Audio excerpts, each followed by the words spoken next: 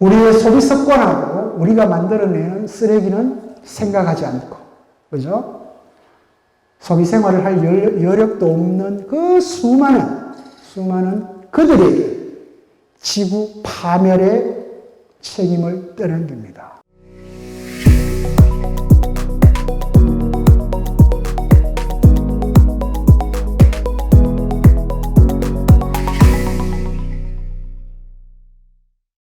제가 지난 시간에 말씀을 드렸습니다만, 우리 주제가 고전인데 왜 하필 당신은 고전이라고 하면 고대나 중세, 근대, 최소한 근대까지 가야 되는데 어떻게 보면 현대 사람들을 고전이라는 이름으로 주제를 정했느냐 이렇게 말씀을 하실 수도 있는데, 고전이라고 하는 것은 여러분들이 살고 있는 이 시점 이전을 생각하시면 됩니다. 이 시점 이전에 이미 수많은 사람들에 의해서 보편화된 하나의 텍스트이고 수많은 사람들에게 또 영향을 끼칠 수 있는 텍스트면 그것이 바로 고전이 되는 거죠. 제가 지난 시간부터 마지막까지 여러분들에게 소개하는 텍스트들은 이미 서구에서는 고전 반열에 올라 있고요.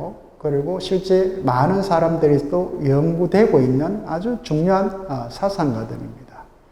그래서 그들의 사상이 결코 우리의 삶하고 떨어져서 분리되어 있는 것이 아니고, 제가 항상 인문학 강좌의 테마를 잡을 때 제일 중요시하는 것은 그 내용들이 추상적이고 현학적인 고담 준론을 얘기하는 것이 아니라 실제 나의 실존적 삶과 어떻게 직접적으로 연결이 되는가 하는 것을 항상 염두에 두고 여러분들을 만납니다. 제가 여러분들 인문학 강좌로 만났던 게 수년 전에 이 시립중앙도서관에서 시민인문 강좌로 사랑을 주제로, 가장 큰 주제로 사랑을 주제로 5개 소주제를 가지고 여러분들을 만났던 적이 있습니다. 그 첫 주제가 플라톤의 심포지온, 향년이라고 하는 텍스트인데, 그 텍스트의 핵심이 바로 사랑이죠. 그죠? 사랑.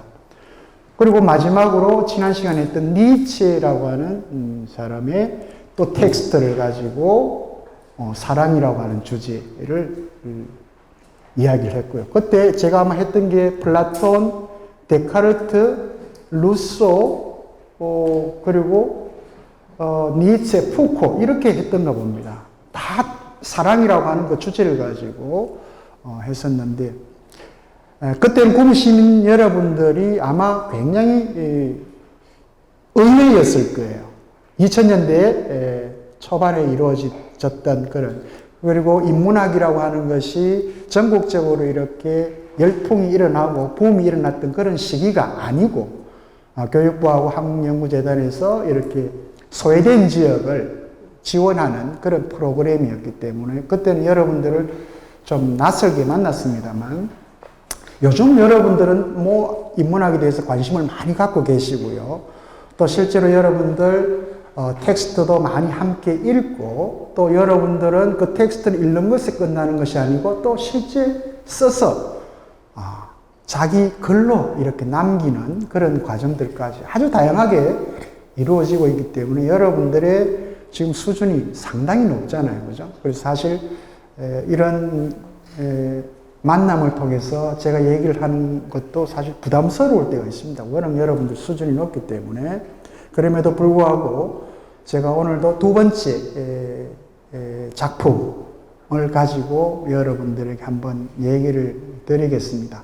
제목이 조금 여러분한테 낯설게 느껴질 수 있습니다. 그죠? 인문학 강연에 어떻게 저런 주제를 정했을까 이렇게 생각할 수도 있는데, 쓰레기라고 하는 용어가 등장했습니다. 지난 시간에 그래도 삶을 좀 사랑하고 검증하고 창조하라 이제 이런 표현을 썼는데, 갑자기 무엇이 혹은 누가 우리의 삶을 쓰레기로 만드는가라고 하는 주제를 이렇게 들고 나왔기 때문에 여러분들한테는 조금 낯설게 느껴지기도 하고요. 혹은 오늘 강의 자체가 여러분들의 생각과 또 조금 내용이 될 수도 있습니다. 그런 것들도 다 양해를 하시고, 생각과 생각이 이 중간에서 저는 이 아고라가 굉장히 마음에 들어요. 구미에. 이 도서관 안에서 이런 아고라를 하나 만든다니, 이런 광장을 하나 만든다는 것은 굉장히 중요하죠. 우리는 이 클럽에 가면 춤을 추고 노래하는 곳이 사실은 스테이지가 만들어져 있는, 그죠? 그런 곳인데, 유럽 같은데 이제 여러분 여행을 한번 가보시면, 저도 뭐 유럽 큐바에 저는 유학 생활했던 독일밖에 모르는데, 독일 같은 데 가면 바로 이런 식으로 되어 있습니다. 다 이제, 그리스, 특히 로마의 오래된 영향을 많이 받았죠. 그죠? 그 문화들이. 아고라 중심입니다. 그러니까 여기에는 낮에는 이렇게 사람들이 모여서 강연하고 뭐 함께 얘기하고, 저녁에는 여기서 춤을 추고 놀고, 그러니까 한 공간을 가지고 여러 가지 다양한 방식의 변주가 가능하도록 그렇게 해놨습니다. 그러니까 우리는 다 다르죠, 그죠? 노래방이 다르고 클럽이 다르고 뭐 이렇게 다 다르게 해놨는데, 거기는 한 공간을 다양한 방식으로 내용을 담아내는 그런, 지금 이 아고라도 어떻게 보면 그렇게 언제든지 다양하게 활용이 될 수 있는 그런 공간인 것 같습니다. 어쨌든 오늘은 제가 여러분들에게 무엇이 우리의 삶을 쓰레기로 만드는가라고 하는 주제를 가지고 저의 일방적인 얘기를 한번 해보도록 하겠습니다. 제 얘기는 물론 여러분한테 제공한 그 자료집에 다 들어 있습니다. 그걸 참고하시면 될 것 같고요. 먼저 다 아시죠, 그죠? 다 아십니다. 불과 한 2주 전에 정부에서는 자랑스럽게 얘기를 했대요, 그죠? 우리 삶의 팍팍함이 과연 그 정부에서 자랑스럽다고 할 만큼 자랑스러운지는 어쨌든 모르겠습니다만, 일단 세계에서는 대한민국을 이제 더 이상 개발도상국, 개도국이 아니라 바로 선진국, G7이라고 그렇게 표현합니다만, 바로 그 G7의 마지막 국가가 이탈리아죠, 그죠? 이탈리아. 그래서 이탈리아와는 벌써 이미 1인당 국민소득에서 우리가 앞선 지가 오래됐고요. 지금 대한민국은 다른 외국에 나가보면 누가 이야기를 하더라도 굉장한 부국입니다. 저도 놀랍습니다. 제가 유학했던 90년대 초에 독일에서 LG와 삼성 가전제품은 가장 값이 싼, 매장 안에서도 가장 값이 싼, 그리고 독일 사람들 실제 사지도 않는, 대부분 베트남이나 터키, 인도네시아에서 온 이런 외국인들이 싼 값에 사는 제품이 바로 삼성과 LG 가전제품이었습니다. 지금 여러분 한번 가보십시오. 바로 그 자리, 독일 제품 미를레가 있던 그 자리에 LG 드럼 세탁기가 딱 놓여 있잖아요. 가장 싼 가격으로. 소니가 있던 곳에, 그죠? 소니가 있던 곳에 바로 삼성이 딱 올라가 있잖아요. 그 정도로 대한민국의 경제적인 위상이, 제가 여기서 정치적인 건 빼겠습니다. 경제적인 위상이 세계적으로 굉장히,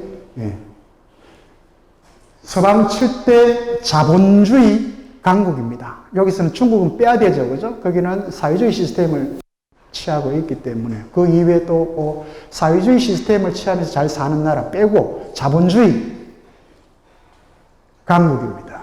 1인당 국민소득은 제가 지금 기억을 못하는데 3만 1천 몇 달러였죠, 그죠? 최근에 나온 게 3만 달러 넘었고요. 인구는 지금 5천만을 대충 그렇게 상회하는 정도. 과학기술 능력은 지금 현재 세계 7위 과학기술 능력입니다. 물론 저기에는 기술 능력이 좀 더 뛰어나죠. 여러분, 과학과 기술은 엄격하게 구별할 수 있어야 됩니다. 과학과 기술은. 그러나 기초 과학 영역은 한국이 상당히 떨어집니다. 여전히 상당히 떨어집니다. 지금 이번에 그 기초과학이 떨어진 것 중에 가장 대표적인 게 이번에 코로나 사태에 백신 만들어내는 기술은 뛰어납니다. 딱 주면 만들어내는 건 잘해요. 만들어내는 건 잘하는데 그걸 만들어낼 수 있는 이론적 근거를 아직 제대로 못 잡아냅니다. 왜? 그 똑똑한 애들이 학교를 안 가고 전부 의대를 가버리니까. 이런 문제들이 있죠. 어쨌든 뭐 통칭해서 과학기술 능력은 세계 7위 정도 지금 평가가 되고 있고요. GDP 대비 과학기술 투자는 세계 지금 현재 1위입니다. GDP로 보면 엄청난 투자를 하고 있습니다. 그러니까 그 투자 대비 성과는 그런 부분에서는 아직 뭐 알 수가 없습니다. 엄청나게 투자하는데도 불구하고 군사력은 세계 11위 혹은 뭐 9위, 10위 이렇게 막 이야기를 하기도 하고요. 왔다 갔다 하지만 최하로 낮춰도 지금 세계 11위입니다. 군사과학 세계는 9위고요. 서방으로 따지면 7위입니다. 러시아와 중국을 넣으면 9위고요. 그 러시아와 중국을 빼면 7위입니다. 그리고 종합국력은 세계 9위. 여기도 마찬가지입니다. 러시아와 중국을 제외한 했을 때 뭐 이 정도입니다. 그래서 서방 7대 강국 거의 뭐 이탈리아를 앞서 있는 그럼 이번에도 여러분들 아마 바이든이 영국에서 서방 7개국 만날 때 한국을 포함한 호주 몇몇 나라를 부른 이유도 이제 바로 이런 세계적인 경제 위상하고도 이제 직접적으로 관련되어 있는 부분이겠죠.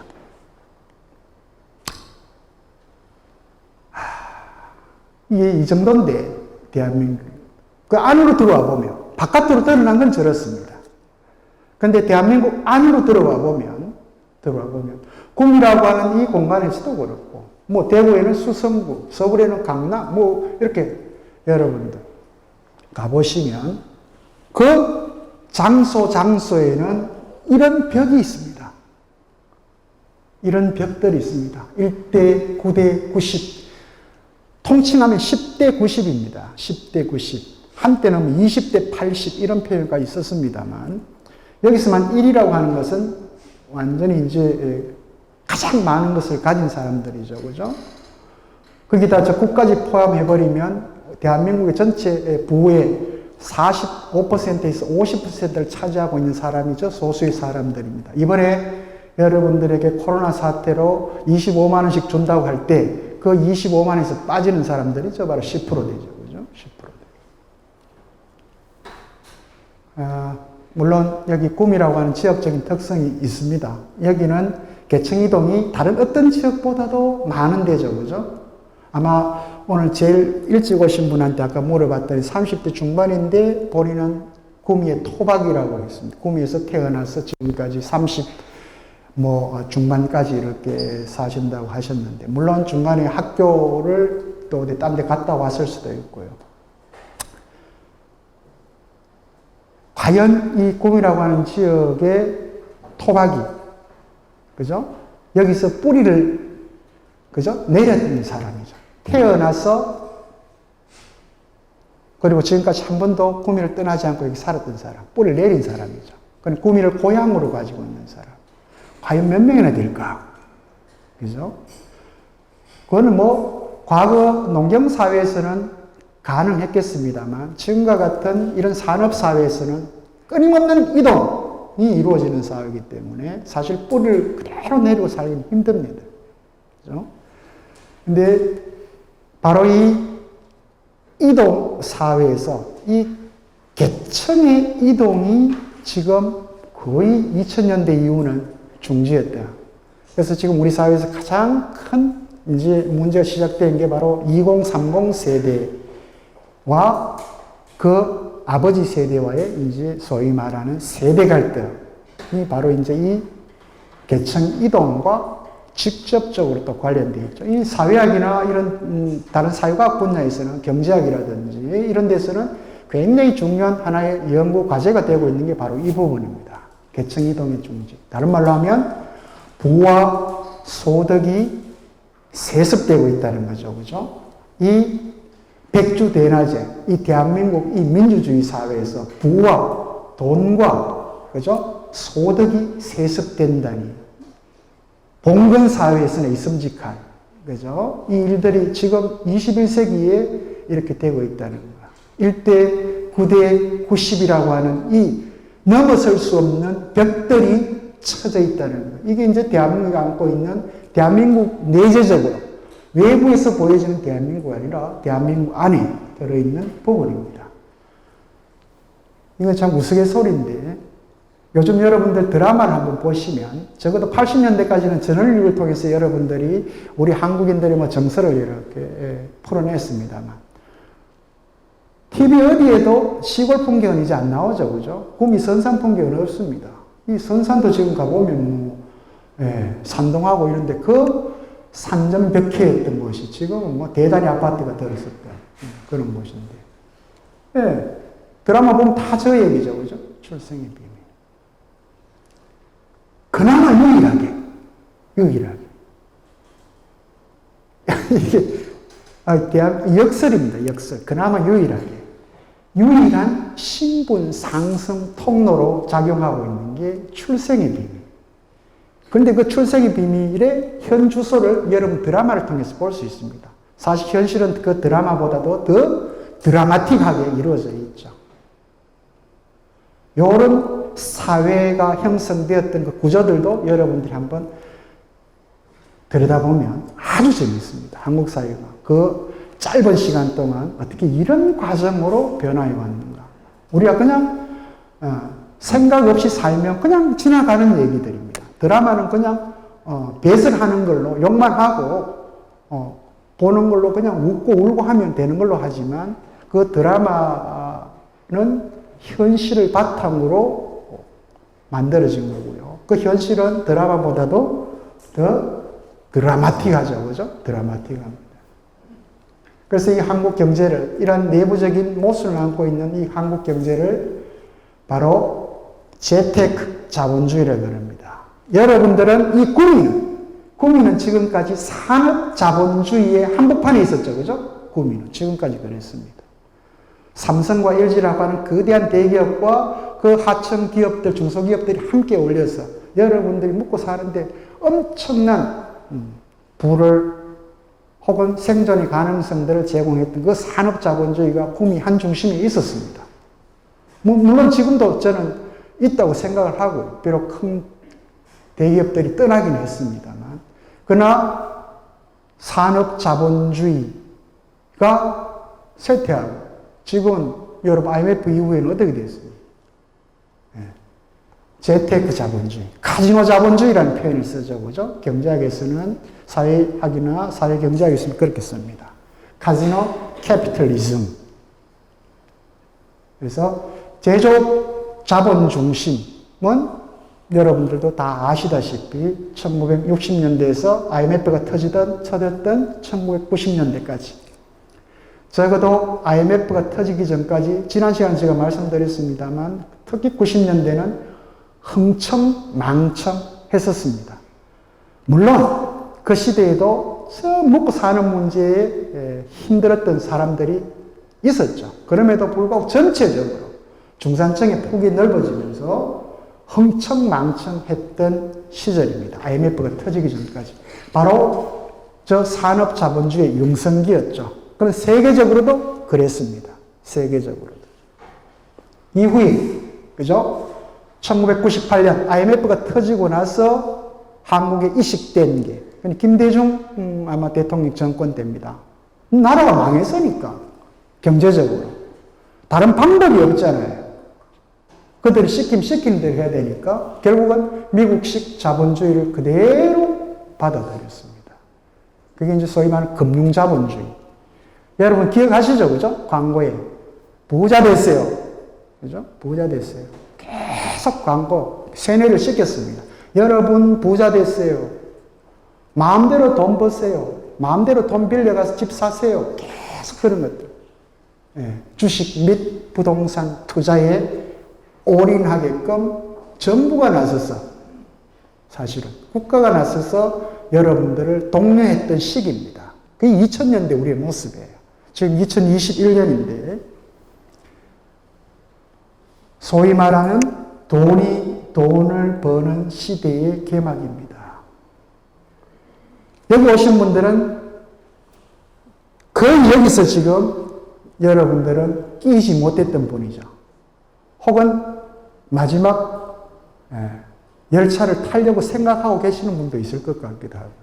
그러나 이미 늦어버린 여러분들보다 조금 빠르게 현실을 추정했던 저 부자 아빠 됐어요. 여러분 부자 됐어요. 대박 났어요에 민감하게 반응했던 사람들은 아마 마지막 열차칸에 탑승했던 사람들도 있을 것 같습니다만 이렇게 이 문학을 사랑하시는 여러분들은 그렇지 않을 것 같습니다. 돈을 버는 시대가 거의 한 20년 정도 지금 대한민국을 끌어오고 있죠. 그죠? 이건 뭐 현상적인 거니까 저보다도 여러분 더 잘 알 것 같습니다. 대한민국 상위 1%가 갖고 있는 재산 소득입니다. 2016년도에 국민은행 경영연구소에서 발간한 한국 부자 보고서. 벌써 이것도 5년 전입니다. 5년 전인데 지금은 더 격차가 이 불평등의 구조가 심화되었을 수도 있습니다. 백만장자가 우리나라에 21만 1000명 가족 포함입니다. 이게 전 국민의 1%입니다. 전 국민의 1%. 금융자산입니다. 아파트니 뭐니 이런 부동산을 제외한 겁니다. 금융자산, 주식이나 현금. 총액 476조 원입니다. 거의 우리 대한민국 1년 예산에 버금가는 그런 돈이죠. 1인당 평균 가지고 있는 돈이 22억 6천만 원입니다. 별거 없네. 서울에는 아파트 30평짜리 하나 있으면 20억이니 30억이니 하는데 이렇게 이야기합니다. 여기는 제가 부동산 제외라고 그랬습니다. 부동산 제외. 이게 우리나라의 부와, 그죠? 부와 돈을 세습하는 그런 지금 현 주소의 모습입니다. 제가 오늘 바로 이제 이런 얘기를 통해서 우리 사회가 혹은 꿈이라고 하는 이 지역, 마찬가지입니다. 대구도 그렇고, 우리가 살고 있는 이 공간에서 이루어지고 있는 문제와 관련해서 여러분들하고 말씀을 한번 나눌까 합니다. 먼저 오늘 소개를 하게 될 텍스트의 저자입니다. 아마 여기 오신 분들 중에는 이미 이름을 들었고 또 이분의 책, 다양한 책들이 한국에는 또 소개가 되고 있기 때문에 읽어본 분도 있을 겁니다. 지금은 바우만이라고 하는 철학자, 사회학자를 한번 소개를 하고요. 바로 제가 오늘 소개할 책은 이분의 그 수많은 텍스트 중에서도 쓰레기가 되는 삶이라고 하는 텍스트입니다. 쓰레기가 되는 삶이라고 하는 텍스트. 그 텍스트에서 지금은 또 바우만이 우리에게 들려주는 얘기를 여러분들하고 함께 나누려고 합니다. 그래서 허망하고 불안한 여러분들, 가족의 관계, 친구의 관계, 사회의 관계, 그죠? 관계. 이 실존적인 관계들의 문제. 그리고 저도 그렇고 여러분들도 그렇고 일상이란 설계 강박증에 빠져 있는 상황. 거기서 탈락한 사람들을 우리는 보통 잉여라고 표현을 쓰죠. 그죠? 경제학에서는, 정치 경제학에서는 그렇게 쓰는데 이 잉여하고 실업하고는 완전히 또 다른 얘기죠. 그죠? 다른 얘기인데 바로 이 잉여 인간들. 제가 오늘 얘기하려고 하는 그 쓰레기라고 하는 표현. 우리는 사물에 대해서는 썼지만 지금은 그 사물에만 사용되는 이 아주 독특한 용어를 인간에게도 직접 사용하게 되는 그런 세상에 우리가 살고 있다는 것을 한번 여러분들에게 얘기를 하려고 합니다. 잉여 인간들. 정작 이렇다면 정말 우리가 갈 곳은 쓰레기 처리장 뿐인가 라고 하는 걸로 그렇게 내용을 정리하도록 하겠습니다. 이분입니다. 지금은 바우만. 1925년에 출생을 해서 2017년입니다. 불과 얼마 안 됐죠. 저는 지금도 이분이 작년에 죽었나 이렇게 생각할 정도로 굉장히 충격적이었습니다. 2017년 1월 달에 이제 사실은 우리 동시대인이죠. 20세기라고 하는, 그리고 21세기 우리 이 지금까지 함께 했고, 바로 우리 시대를 가장 예민하고 날카롭게 비판적으로 진단했던 철학자였기 때문에, 그래서 이분이 책이 나올 때마다 그걸 그대로 읽는 재미가 너무 좋았고 했는데, 사망했다는 소식을 듣고 저도 깜짝 놀랐습니다. 1925년 폴란드 포즈난이라고 하는 곳에서 출생을 했고요. 유대인입니다. 유대인. 뭐 다 아시죠? 그죠? 20세기 초의 유대인이라고 하는 삶이 얼마나 힘든 삶인지 본인 스스로 바로 그 쓰레기가 됐던 삶입니다. 나치라고 하는 나시오날 소циал리스무스죠. 그죠? 나시오날 소циал리스무스. 그리고 민족 사회주의입니다. 나치라고 하는 민족 사회주의. 그러니까 대한민국처럼 이렇게 민족주의가 굉장히 강한 나라.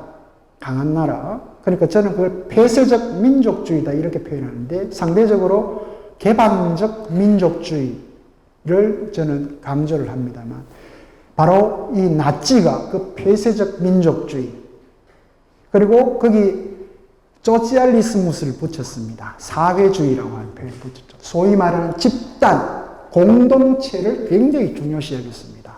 소위 독일 민족 공동체 이렇게 되는 거죠. 그죠? 독일 민족 공동체. 우리도 얼마나 대한민국 공동체를 주장 많이 합니까? 그죠? 지금도 여전히. 그런 부분에서 그 유사성과 또 다른 점들을 여러분 한번 이렇게 생각해 보시면 됩니다. 그냥 인간적인 관계에서도 우리가 남이가라고 하는 이것도 사실은 그게 관련됩니다. 우리가 남이가라고 하는 여기에다. 그래서 사람과 아니고 올해부터 살고 있고 성도 같고 고향도 같고 그런데 우리가 남이가 이렇게 표현하는 게 뭐가 잘못이고 할 수 있습니다만, 그게 사실은 서구 사람들의 이 합리적 사고로 봤을 때는 매우 비합리적인 사고가 되죠. 그 비합리적인 사고가 극단화됐던 시기가 바로 이 나치 시대입니다. 소위 말하는 인종주의죠. 그죠? 인종주의. 유대인 600만 명을 죽였던. 물론 그 600만 명에는 유대인만 들어가는 건 아닙니다. 당시에 동성애자라든지 정신병자라든지 뭐 장애자라든지 집시라든지 뭐 다 포함해서 그렇게 되는데, 그 많은 사람들을 나치가 볼 때는 우리하고 같이 살 수 없는 쓰레기들이다. 이렇게 해서 전부 가스실로 보내버렸던 그런 시기를 보냈던 사람이에요. 저렇게 힘든 과정을 거치면서 이분이 정착을 한 곳이 사실은 영국입니다. 다른 어떤 것도 아니고 영국. 중간에 뭐 이런 이스라엘로 가기도 했습니다. 자기 고향이니까, 자기 민족이니까, 유대족.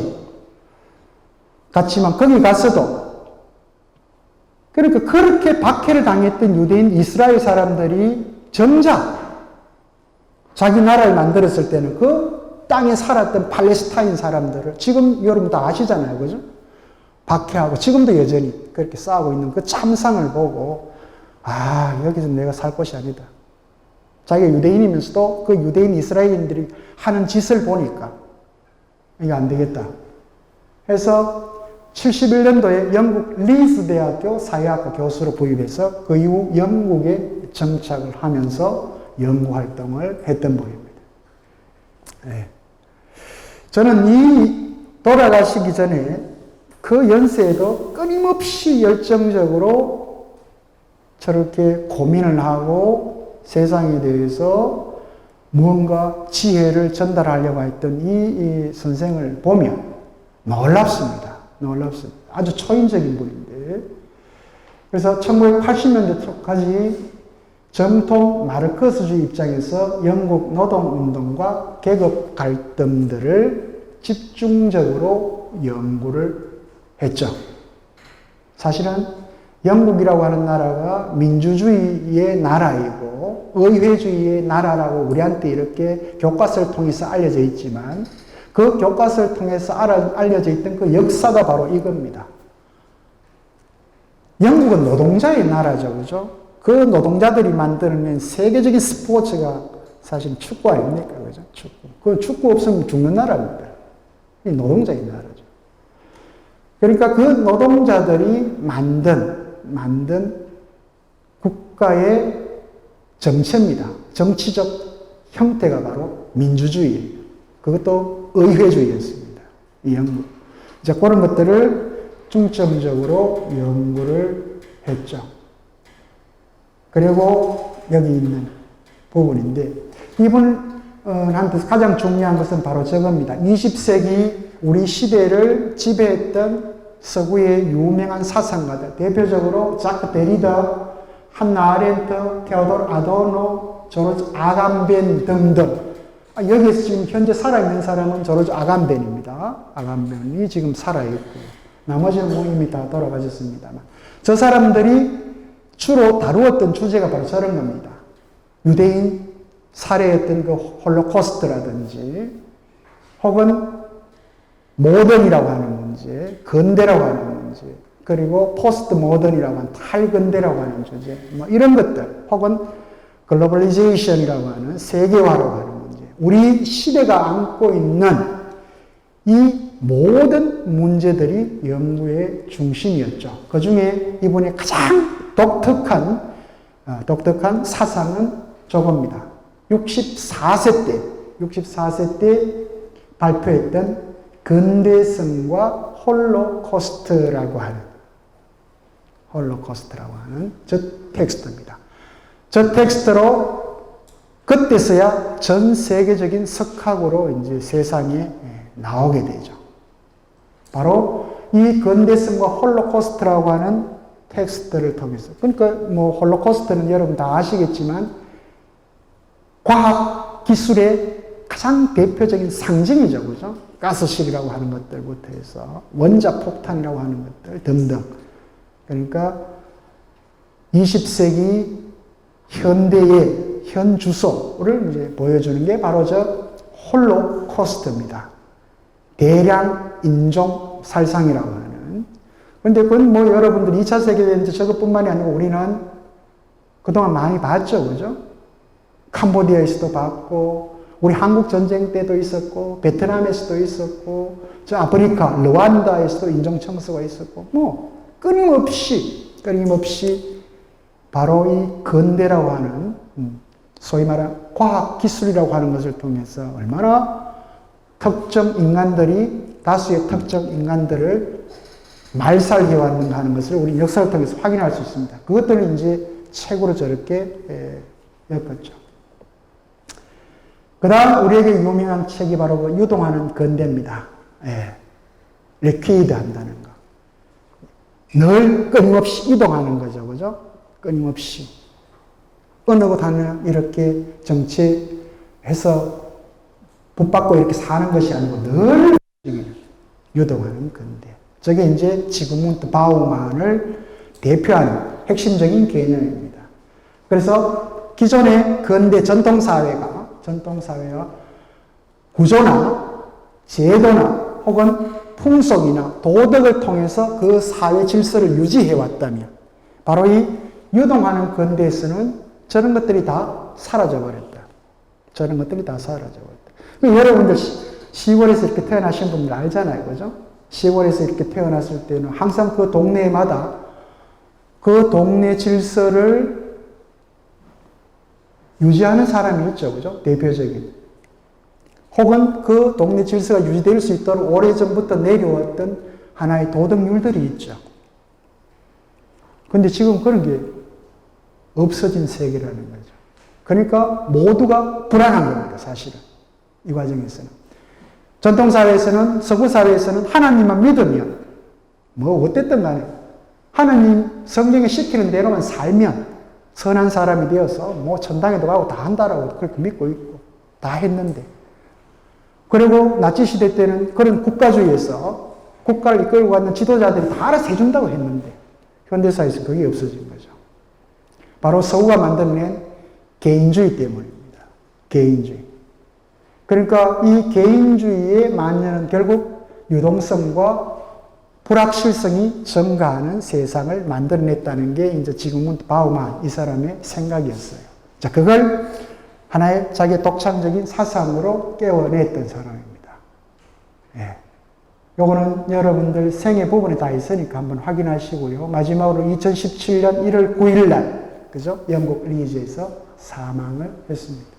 제가 오늘 소개하려고 한 텍스트, 원본, Wasted Lives 해가지고, 예. 쓰레기, 한국에는 쓰레기가 되는 삶들, 이렇게 해서 2004년에 번역이 돼서 나왔습니다. 책이 그렇게 제대로 잘된 번역은 아닌 것 같아요. 나는 누군가 좀 이렇게 영어를 제대로 이렇게 한국어로 번역하는 사람이 해서 옮겨줬으면 좋겠다는 재번역을 하더라도, 예, 차라리 그냥 원문으로 보는 게 더 이렇게 느낌이, 너무 막 급하게 빨리 뭘 내려고 하다 보면 번역에 항상 이런 오류들이 생기죠. 자, 여기 이 독특한 건 바로 제가 오늘 얘기하려면 뭐, 결론적으로 얘기하면 이 얘기입니다. 인간을 쓰레기와 같이 등식화시켰다는 거. 등식화시켰다는 거. 이게 이제 이 텍스트가 갖고 있는 아주 도발적인 생각입니다. 이 새로움과 진보라고 하는 것. 뭐, 이건 인류가 이 지구상에 등장한 이후 지금까지 끊임없이 우리가 도전하는 것은 항상 이거죠. 그죠? 늘 새로운 것, 그리고 끊임없이 앞으로 나아가는 것. 뒤로 가는 것은 항상, 그죠? 뒤로 가는 것은 항상 문제가 있다라고 생각하는 게 기본적인 사람들의 태도가 이제 이렇게 되어 있죠. 그래서 새로움과 진보를 꿈꾸며 끊임없이 타오르는 욕망이 바로 이 우리가 살고 있는 이 사회를 어떻게 변모시켰는지. 이제 여기에 바로 이 과정에서 배제된 사람들입니다. 이 과정에서 제외된 사람들. 이걸 바우만은 들여다보려고 합니다. 우리 사회에서. 혹은 여러분들 안에서도 마찬가지입니다. 혹은 여러분들 가족 안에서도. 혹은 여러분들의 이너 서클 안에서도. 그리고 여러분 살고 있는 이 꿈이라고 하는 곳에서 더 넓게 보면 그 안에서는 끊임없이 나를 포함해서 그 사회, 인간관계나 사회로부터 배제된 사람들이 등장하게 되죠. 그죠? 바로 그걸 들여다보고 있는 게 지금은 바우만의 눈입니다. 우리 일상을 살아가면서 우리들은 자기밖에 안 보잖아요. 혹은 자기 가족밖에 안 봅니다. 혹은 내가 잘 알고 있는 지인이라고 생각하는 어떤 사람들. 그 사람들 중에서도 결국 나와의 관계에서 어느 정도 나에게 손해를 입히지 않고 해가 되지 않는 정도에서만. 그죠? 이렇게 하고 있죠. 만약에 나를 포함해서 내 가족 중에 누군가가 그런 관계나 사회로부터 배제된 사람들이 있다면 나는 과연 그들과 어떻게 대화할까? 이제 이런 문제들인데 바로 지금 몬트 바우만은 그 배제된 사람들을 보려고 합니다. 바로 저 쓰레기라고 표현되는 사람들. 네, 결론적으로 하면 한국 사회에서 쓰레기는 이런 사람들입니다. 백수, 청년 백수, 20대, 30대, 집에서 놀고 있는 사람들, 집에서 게임만 하는 사람들. 네. 지금 우리 사회가 그렇습니다. 저렇게 배제해놓고 있어요. 딱딱 규정해버립니다. 조기 퇴직자, 갈 데 없는 사람들. 네. 비정규직. 모두가 정규직을 꿈을 꾸면서 시키면 시킬 대로, 그죠? 지난 시간 니체가 이야기했던 그 낙타의 삶을 살고 있는 비정규직. 그리고 근로자, 뭐 노동자죠, 그죠? 노동자. 그 중에 특히 우리 사회의 가장 큰 문제 중에 하나입니다. 사실 여러분들이 조금만 신경을 쓰고 들여다보면 정말 심각한 문제들입니다. 이 이주 노동자의 문제. 우리는 지금 다 이렇게 숨겨놨어요. 안 드러냅니다. 그래서 가끔 한번 사고 치면 온 언론에서 도배를 하죠. 그죠? 어느 나라에서 불법 이주 노동자가 이런 짓을 저질렀다. 뭐 이래가지고 모든 시선 그쪽으로 옮겨버리는 이런 짓 정도는 하지. 은폐시켜놓고 숨겨놓고 있습니다. 그 다음 난민. 그죠? 우리도 한때는 불과 한 70년 전에 혹은 100년 전에 우리도 난민이었습니다. 그죠? 난민이었습니다. 만주로 뭐 어디로 벌판으로 그러니까 언젠가부터 우리는 또 언제 그랬냐는 듯이 그 과거 기억들을 다 잃어버려요. 제주도에 몇 명 들어왔는데 난리가 나죠. 그죠? 망명자, 정치적 망명자들입니다. 그리고 성소수자, 호모, 레즈비언, 그리고 트랜스젠더 등등등 포함해서 성소수자들. 그리고 중독자들. 알코올, 마약, 특히 마약이죠. 그죠? 여러분 아시겠지만, 미국 같은 나라에서는 향후 앞으로 가장 심각한 문제 중에 하나가 마약 중독입니다. 특히 미국은 우리처럼 이렇게 의료보험이 제대로 안 되어 있는 민영의료가 판을 치는 세상이기 때문에 조금만 뭐 감기만 걸려도 거기는 의사들이 그냥 마약 진통제를 써버립니다. 우리나라에서는 그런 일 없어. 의사들이 그렇게 무지막지하지는 않습니다. 걔네들은 돈을 벌기 위해서 그냥 마약 진통제 바로 써버려요. 우리 속된 말로 뽕쟁이를 만드는 거죠. 그죠? 사람들을. 그렇게. 여러분, 이 마약 진통제라고 하는 것이 얼마나 강력한 건지 모르죠. 그죠? 뇌에는 치명타입니다. 뇌에는 치명타입니다.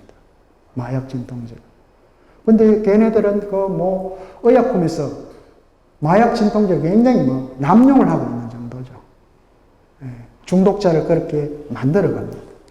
바로 이제 이들을 쓰레기라고 하는 표현으로 그렇게 쓸 수가 있다는 거죠. 물론 지금은 바우만은 여기 청년 백수라든지 조기 퇴직자 이런 사람들 구체적으로 이렇게 표현하지 않습니다만 실제 그 사회에서 배제되거나 소외되는 모두를 그렇게 쓰레기들로 이렇게 규정을 합니다. 자, 바로 이제 이 문제죠. 쓰레기가 되는 삶들을 통해서 바우만이 우리한테 얘기하고 있는 바로 유동하는 근대라고 했을 때 그 근대, 우리의 지금 현재를 이렇게 표현했습니다. 액체화라고 그랬습니다. 액체화. 그러니까 기체는 상관없지만 우리가 지금까지 거의 대부분 고체적 방식으로 살아왔죠. 전통사회를 통해서 이렇게 움직이지 않고 흔들리지 않는 뿌리를 내린 것처럼 자기 고향이 있고 자기 주변에 사람들이 있고 서로 의지하면서 이렇게 살아온 것처럼 생각을 하는데 근대는 바로 흔들리는 끊임없이 우리 각자의 삶이 흔들리는 그런 세상이다라고 이제 지금은 바우만은 표현을 했습니다. 그래서 모든 것이 액체처럼 유동하고 요동한다. 이렇게 표현했죠. 그러니까 텍스트 안에서는 기본적으로 이런 겁니다. 과거 전통사회하고 지금 현대사회를 딱 구분해서 이분법적으로 이렇게 할 수는 없지만 우리가 지금 살아온 그 이력들을 이렇게 생각해 보면 이 구분법이 별로 크게 틀린 건 아니죠. 그죠?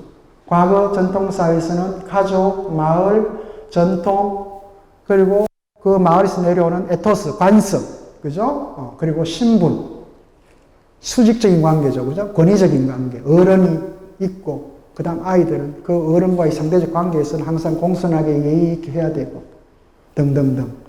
그러니까 그 유전자를 갖고 있는 어르신들은 지금도 지하철에 타면은 젊은 애들이 앉아있는 거, 산모가 앉아있는 꼴을 못 봅니다. 젊은 것들이 일어나! 라고 하는 거죠. 그죠? 일어나. 왜 어른을 보고 너희들 본체 많지 않느냐. 이렇게 되는 거죠. 바로 여전히 그 과거 전통사회에서 살았던 그 삶에 있는 분들이죠. 잘 변하지 않습니다. 사실은. 직업, 삶, 이유 등이 전부 이제 이 딱딱하게 고체처럼 견고했다면 상대적으로 현대에는 그 어떤 것도 고정되어 있지 않고 뿌리 뽑힌 하이데거와 같은 철학자는 그걸 뿌리 뽑힌 존재 이렇게 표현하기도 했습니다만 고향을 잃은 사람들 뿌리 뽑힌 존재다 이렇게 표현했는데 바우만도 그런 영향을 받고 있죠. 그래서 마구 움직이며 흔들리는 유동하는 것이 바로 우리가 살고 있는 현대사회를 가장 대표적으로 보여주는 현상이다. 이렇게 표현했습니다. 그래서 인간 삶의 자유라고 하는 것은 과거 전통사회처럼 신분으로 사람의 위계가 이렇게 정해지는 것이 아니고 정해지거나 성별에 따라 인생이 판결이 되지 않는다. 과거처럼. 이 부분 중에 특히 신분으로 사람의 위계가 결정되지 않는다는 것은 이미 여러분들 다 동의하죠. 그죠? 우리 사회가 급진적으로 이렇게 바뀌었습니다. 그런데 이제 최근 우리 한국 사회에 가장 큰 문제가 생겨봐요. 요거죠. 성별에 따라. 이 젠더 문제입니다. 한국 사회에서는 페미니즘 문제가 됐고요. 최근에 특정 당의 대표가 바로 여기를 건드려버렸죠. 그죠? 건드렸습니다. 2030 남성들을 대상 여기를 건드려가지고 난리가 났죠. 네. 성별에 따라 인생이 결정되지 않는다라고 하는 게 지금 현대사회에 유동하는 이 액체사회의 가장 기본적인 특징인데 한국은 아직도 여전히 여기에 고착되어 있습니다. 여전히 너무나 강고한 남성 가부장적 권위주의가 여전히 뿌리를 내리고 있다는 거죠. 그죠? 뿌리를 내리고 있습니다. 그것도 아주 젊은 애가 그렇게 정치적으로 표현해야 할 정도로 한국 사회. 이것까지 무너질 때 현대사회 인간 삶에 주어지는 그 자유는 이제 획득된다라고 하는 게 이제 지금은 또 바우만의 생각이었습니다. 그래서 현대는 고착화되어 있던 것이 흔들린다는 것은 결국은 불안이죠. 그죠? 불안입니다. 이 양단의 장단점이 있는 거죠. 그래서 현대는 전통사회와 비교할 수 없는 일종의 불안의 시대다. 불안의 시대. 이 불안은 결국은 미래에 대한 불확실성이죠. 미래에 대한 불확실성입니다. 지금 여러분들의 자녀 세대들이 더 심각한 문제가 있죠. 대한민국이 얼마나 수준이 떨어지는 나라냐 하면 오늘 아침 모 신문에는 이런 게 났습니다. 스카이 대학을 나온 20대 후반의 여성이 도배사다. 이게 신문에 나는 수준입니다. 연세대학교 사회복지학과를 나왔어. 밑에 또 고등학교까지 넣었대요. 이화 외고 나와가지고.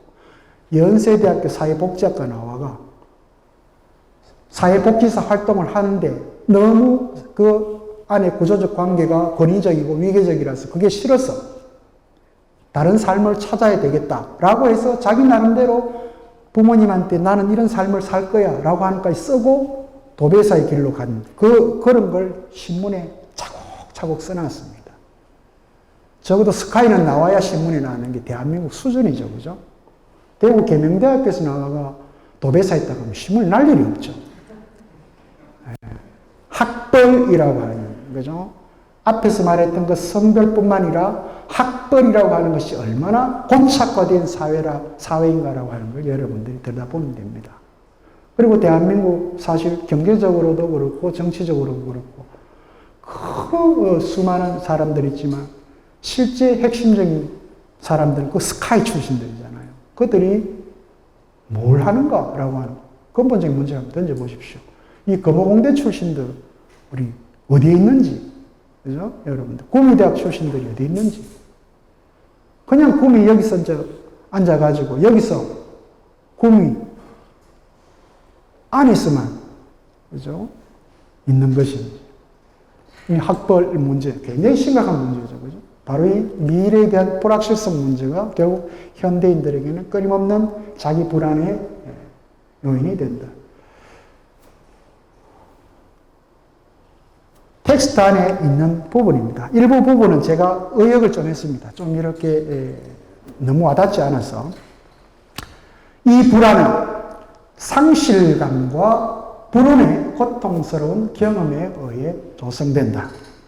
여기서 불운이라고 하는 것은 어떤 부모를 만났느냐, 어떤 주변 환경, 그러니까 그거는 교육부터 해서 가족 환경부터 교육 모든 까지입니다. 사회적 조건까지.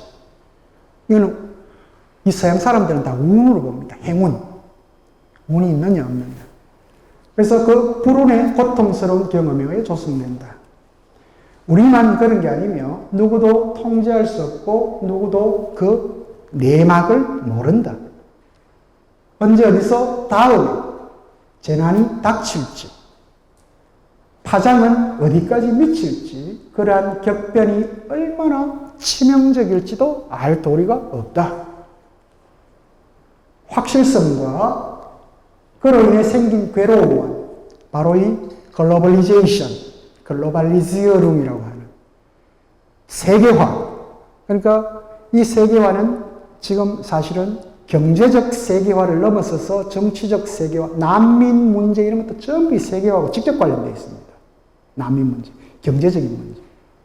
특정 나라에서는 자유주의, 신자유주의를 내세워가지고 다른 나라로부터 자국의 이익을 쟁취하기 위해서 자유무역이라고 하는 것을 만들어 놨지만, 다른 한편은 그 자유무역을 통해서 개도국이라든지 못 사는 나라 같은 경우는 수많은 자원들을 다 이렇게 선진국에 뺏기기 때문에 결국 먹고 살 수 있는 근거가 없잖아요. 그러니까 또 잘 사는 나라로 몰리게 돼요. 이 역설입니다. 경제적인 이익을 취하다 보니까 정치적인 망명자들, 난민들이 막 들어오게 되는 거죠. 이게 이제 세계화가 가지고 있는 문제. 지금 세계화는 지금 있는 게 아니잖아요. 그죠? 여러분들 1차 세계대전과 2차 세계대전의 그 근거가 바로 이 글로벌리제이션입니다. 사실은. 글로벌리제이션입니다. 그러니까 지금의 이 세계화도 자칫 그 방향을 잘못하면 또 다른 그런 우리가 전혀 알 수 없는 재난으로 확대될지도 모릅니다. 그 정도로 이 세계화라고 하는 것이 갖고 있는 문제가 심각하다는 거죠. 국가 권력은 이 불확실성을 박살내기는 고사하고 진정시키기도 힘들다. 우리는 트럼프 시절 미국을 통해서 겪었고요. 유럽, 여러분들 영국 보셨죠? 그죠? 영국. 유럽연합에서 빠져나가는 그 과정들. 국가가 지금 할 수 있는 게 아무것도 없어요. 국가 권력이 할 수 있는 일이라고는 기껏해야 불안의 초점을 바로 여기에 있습니다. 제가 이제 얘기하려고 하는 게 이 쓰레기들입니다. 손에 닿는 대상. 국가, 내부적으로 일어난 그 문제를 우리 가까운 일본이라든지 북한이라든지 중국이라든지 나라들 한번 보세요. 한국도 마찬가지입니다. 다 이렇게 합니다.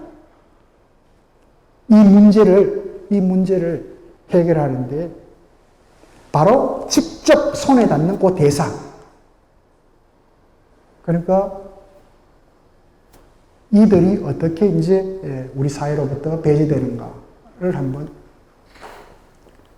보시죠. 바로 국민 혹은 시민을 보호해야 할 국가가 바로 이 돈 앞에 휘청거리는 거죠. 돈 앞에 휘청거리는 겁니다. 그 국가 안에 저도 그렇고 여러분 각자도 마찬가지입니다. 인간은 그 자본의 이유를 축적하는 하나의 일종의 불쏘시개 역할밖에 안 된다.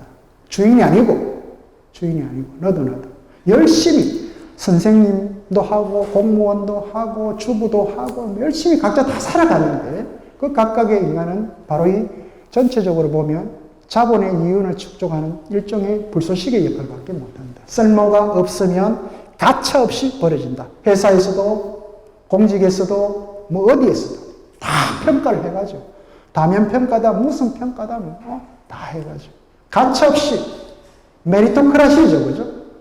미국에서 건너온 이상한 능력주의입니다. 능력주의. 바로 이 경제 구조의 변화가 우리 인간 관계에 아주 심각한 영향을 끼치고 있는 거죠. 요즘 애들은 자기들끼리, 친구들끼리 만나도 니는 몇 평 아파트에 사노? 아버지는 벤츠 몰고 다니나? 이제 이거죠, 그죠? 이 경제 구조라고 하는. 경제 구조가 인간의 개인적인 모든 심성들을 지배하는 하나의 논리를 이렇게 깊숙하게 뿌리박습니다.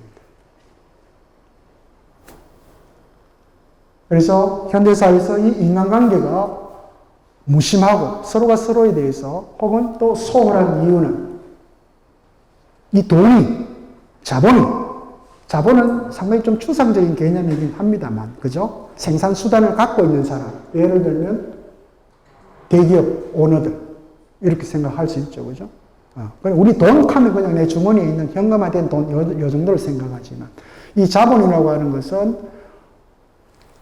일종의 무언가를 생산해낼 수 있는 수단을 누가 갖고 있는가 없는가, 이제 이거와 관련되어 있습니다. 우리는 갖고 있지 않죠. 우리는 열심히 자기 노동을 해야 그 대가를 받는 노동자들이니까. 생산수단이 없잖아요.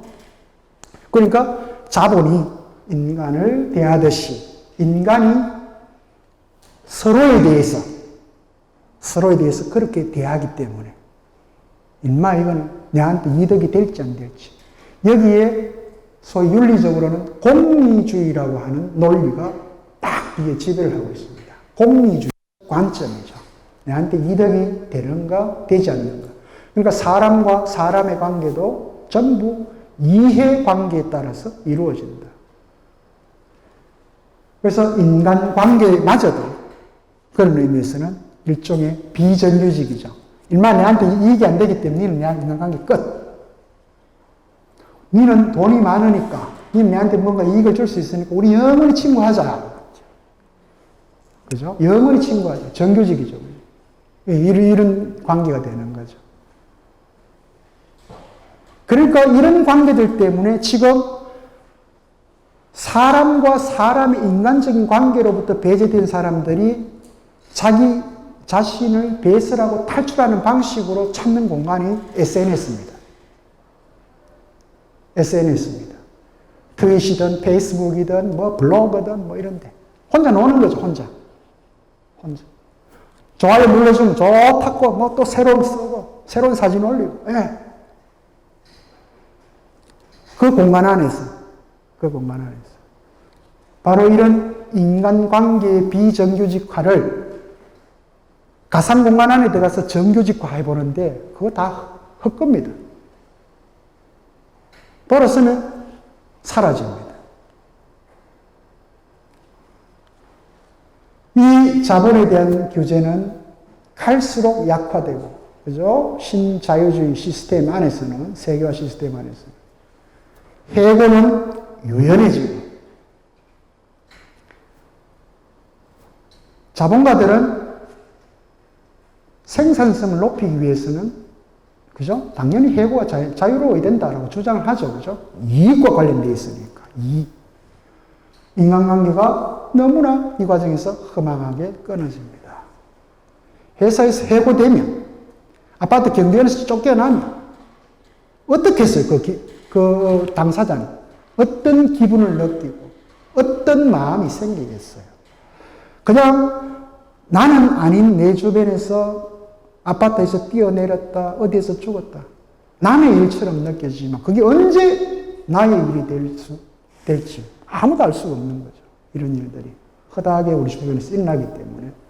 그래서 썰모있던 사물, 물건과 필수 불가결했던 인간관계라도 더 이상 필요가 없으면 이유 없이 버려지고 단절된다.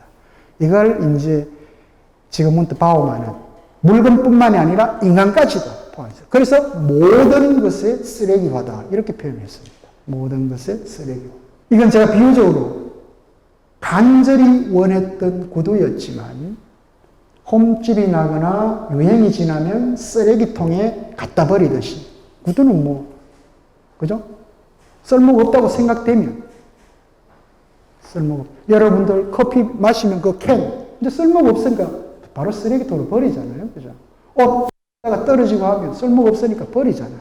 쓸모, 이성과 없음, 유용성, 이 문제입니다. 이 문제. 이 공리주의의 기본적인, 혹은 미국 실용주의의 기본적인 바탕이죠. 그죠? 유용성. 그게 내 삶을 따뜻하게 감싸줬던 인간관계도 바로 저렇게 된다는 거죠. 내한테 별 필요가 없으면, 유용하지 않으면, 실용성이 없으면, 쓸모가 없으면 관계 끝나는 거죠.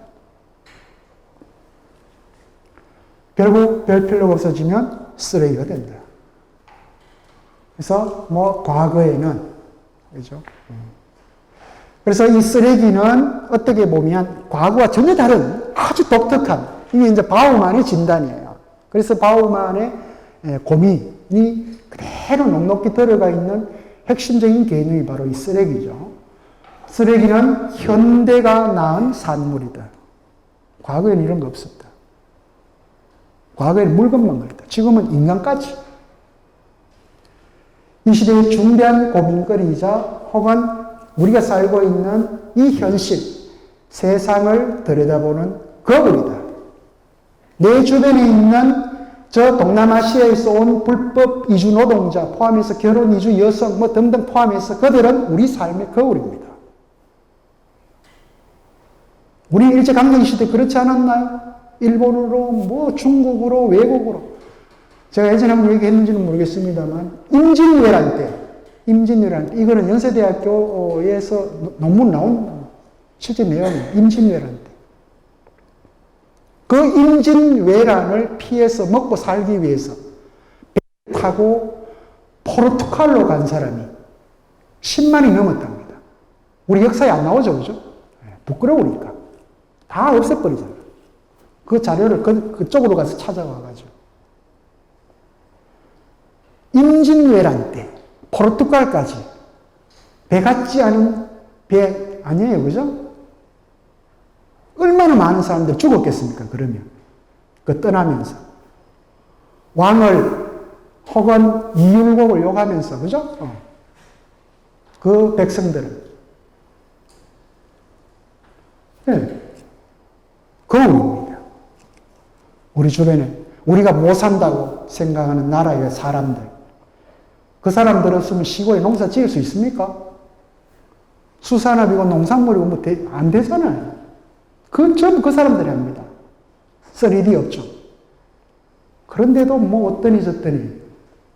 우리가 그런 삶을 불과 수십 년 전에 이 나라 저 나라로 떠돌아다니면서 살았었는데요.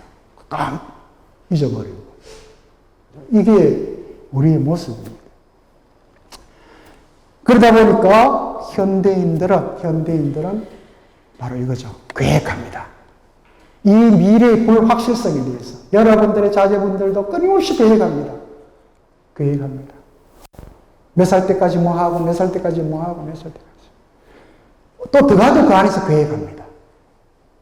요때 성진하고, 요때 교감 되고, 학교에서. 요때 조교수 되고, 부교수 되고, 뭐, 기업에 들어가서도 대리되고, 부장되고. 계획합니다. 끊임없이. 자기 업무와 관련해서 끊임없이. 네. 바로 이 현대인의 모습이죠. 바로 현대라고 하는, 근대와는 다른 현대라고 하는 이 시점의 우리들의 모습입니다. 특징입니다. 이런 거죠. 변화에 대한 믿음이나 의지가 상대적으로 적었던 과거 전통사회에 비해서 현대는 모든 것이 빠르게 변화하고 중량 저겁니다. 어떤 것도 바꿀 수 있다는 믿음이 지배하는 사회. 그 어떤 것도 다 바꿀 수 있다. 예전에 뭐 삼성 이건희 씨가 그런 이야기 했죠, 그죠? 자기 마누라 빼고는 다 바꿔라. 마누라 빼고는 다 바꿔라. 할 정도. 현대 사회는 모든 것을 어떤 것도 다 바꿀 수 있다는 생각. 이게 이제 현대의 특징입니다.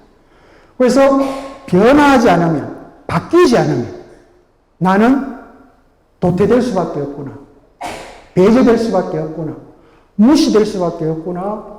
모멸을 당할 수밖에 없구나. 모욕감에 빠질 수 없구나. 이렇게 되는 거죠. 이렇게 되는 겁니다.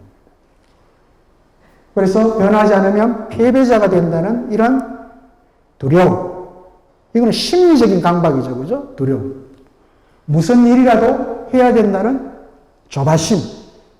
이 두 개가 이제 결합을 하는 겁니다.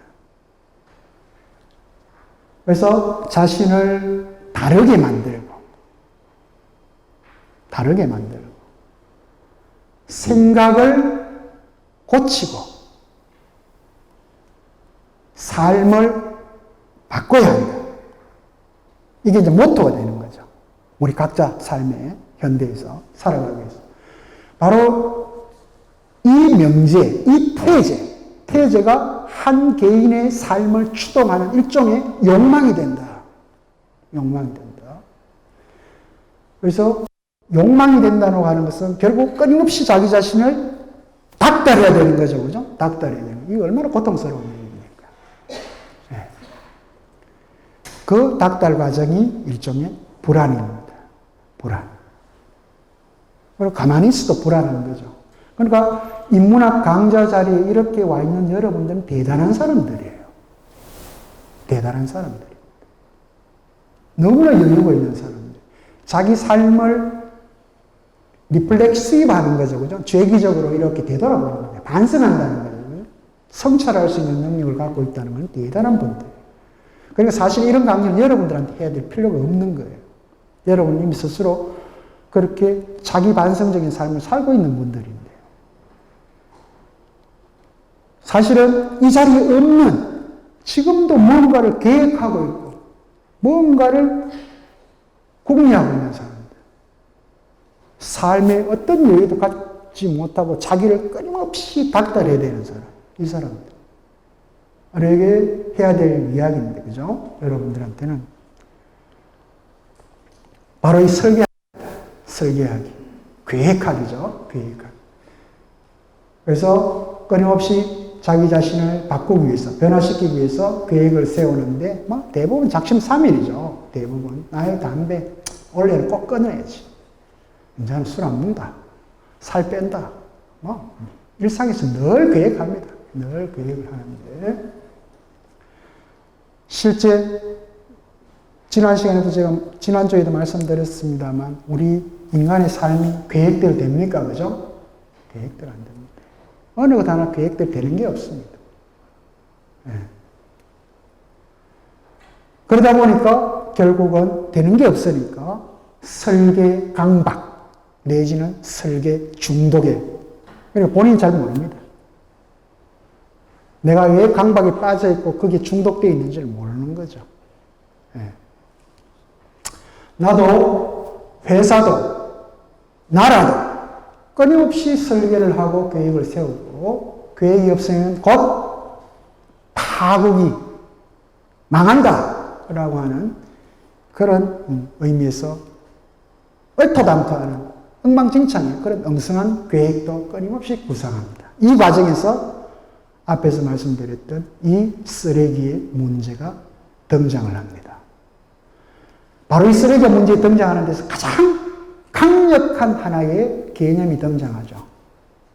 능력주의라고 하는, 메리토크라시라고 하는 게 등장합니다. 아주 위험한 용어예요, 사실은. 이 능력주의가. 미국 사회에서의 그 능력주의를 최대한 발휘한 사람이 누굽니까? 이 미국에서 만들어낸 개념입니다, 사실은. 원래는 영국의 사회학자가 이 개념을 처음 썼죠. 메리토크라시라고 하는 텍스트 안에서. 이 능력주의 때문에 결국은 자본주의 사회에서는 이 불평등의 과정이 고착화 될 거다라고 그렇게 표현을 했었죠. 1950년대. 그런데 그걸 미국에서는 그대로 작용을 시켰습니다. 그 미국 능력주의자들 대표적인 게 동부 아이비리그잖아요. 동부에 있는 8개 사립대학. 하버드, 예일, 프린스턴, 컬럼비아 등등등. 그리고 그 애들이 나와서 캘리포니아에서 실리콘밸리 만들고요. 그 실리콘밸리 안에 5개의 기업이 전 세계 부를 지배하고 있죠. 이게 미국이 말하는 공정한 능력주의입니다. 그걸 비판했던 사람이 하버드 대학의 마이클 샌들이라고 하는 사람이죠. 그죠? 여러분 많이 읽어봤을 겁니다. 공정이라는 착각, 공정이란 무엇인가 읽어보셨는데, 그걸 비판했던 사람이 바로 마이클 샌들입니다. 그건 공정이 아니라는 거죠. 공정이 아니다. 그런데 우리 한국은 지금 그걸 갖고 돌아가 지금. 특히 모당의 젊은 친구가 그런 얘기. 굉장히 위험합니다. 그 공정은. 그건 공정이 아닙니다. 전혀 정의하고 관련이 없습니다. 거기에서 이 문제가 등장하는 거예요. 그런 사유, 사고, 태도에서 쓰레기의 문제가 등장합니다. 왜? 능력 없는 애들이. 자기 계획을 못 세운 애들, 이런 애들. 떨어진 애들. 쓰레기 문제가 생깁니다. 이렇게. 설계는 특정한 목표를 설정하고 나머지 다른 것들은 무시해야 됩니다. 그리고 외면해야 됩니다. 설계는. 딱 하나의 목적이 생기면 그것 이외에 딴 거 안 봅니다. 올인입니다. 이게 설계예요. 가지를 다 쳐야 됩니다. 그 목표를 위해서. 설계는 무엇이 가치가 있는지 없는지, 무엇이 유용한지 유용하지 않은지, 무엇이 쓸모가 있는지 쓸모가 없는지, 무엇이 실용적인지 무엇이 비실용적인지 다 구분해야 됩니다. 결론적으로 설계에 포함되지 않거나 가치가 없다고 판단되어 누락되는 것, 배제되는 것, 제외되는 것, 이것들은 다 쓰레기가 됩니다. 이것들은 다 쓰레기가 됩니다. 전통사회에서 이것들은 그 동네에서, 그 마을에서, 그 공동체에서 살 수 있게끔 합니다. 도와줍니다. 현대에서는 없습니다. 가차 없습니다. 배제시켜버려요. 그래서 우리의 시선이죠, 그죠? 시선 밖으로 혹은 우리의 생각 외부로, 바깥으로, 우리의 행동 범위 바깥으로, 그리고 이 과정에서 버려진 나머지 모든 것들은 그것이 무엇이든지 즉각 그 설계 과정에서 쓰레기가 될 수밖에 없다.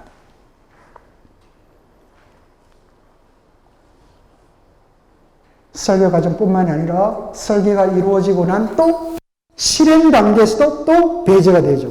또 구분이 됩니다. 예상치 못한 쓰레기들이 또 만들어지고요. 근데 문제는 이겁니다.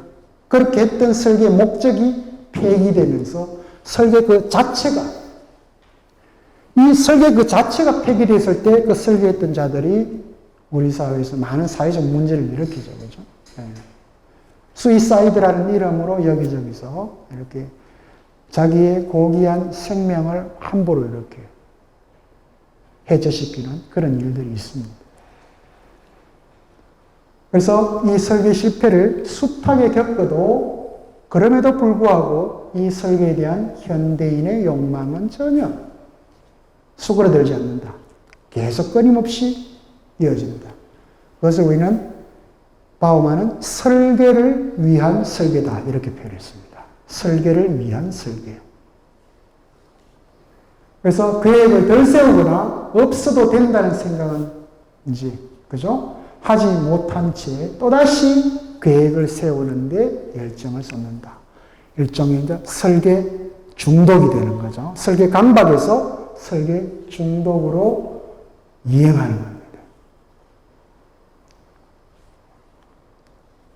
그래서 바우만은 이 모두가 괴로워하면서 끙끙대지만 아무도 말하지 않는 이 쓰레기 문제를 비유를 들어서 우리에게 쉽게 이렇게 설명을 하는데 여러분들은 동의하실지 어떨지 모르겠습니다. 이 바우만의 비유가 극적으로 드라마로 표현됐던 게 우리 봉준호 감독의 뭡니까? 설국열차죠. 그죠? 설국열차. 네. 봉 감독이 그 대단한 친구예요, 보면. 작가로서 상상력이 뛰어난 친구입니다. 그냥 단순한 감독 수준이 아니죠. 기생충도 연모 역시 마찬가지고. 세상을 움직이는 데는 이제 비유입니다. 두 개 종류의 트럭이 있다. 트럭이 있는데 공장에서 만들어진 상품을 창고에 백화점이나 가정으로 운반하는 트럭이 있고 백화점으로 혹은 집으로 운반하는 트럭이 있고 온갖 곳에서 온갖 곳을 실은 쓰레기 트럭이 있죠. 그죠? 여러분 아파트에 늘 오는 쓰레기장으로 향하는 트럭이 있다. 대부분의 사람은 앞에 부분이죠. 그죠? 앞에 부분. 전자의 트럭에만 열중하고 또 거기에 열광한다. 늘 새로운 것이잖아요. 그죠? 새로운 것, 저기에는. 여러분, 백화점 가면 항상 새로운 것 때문에 가잖아요. 그죠? 아, 이번에 뭐 또 하나 명품이 하나 나왔나? 그죠? 새로운. 우리를 둘러싼 이야기는 바로 이 첫 번째, 전자의 트럭에만, 지금 현대사회에서는 그렇다.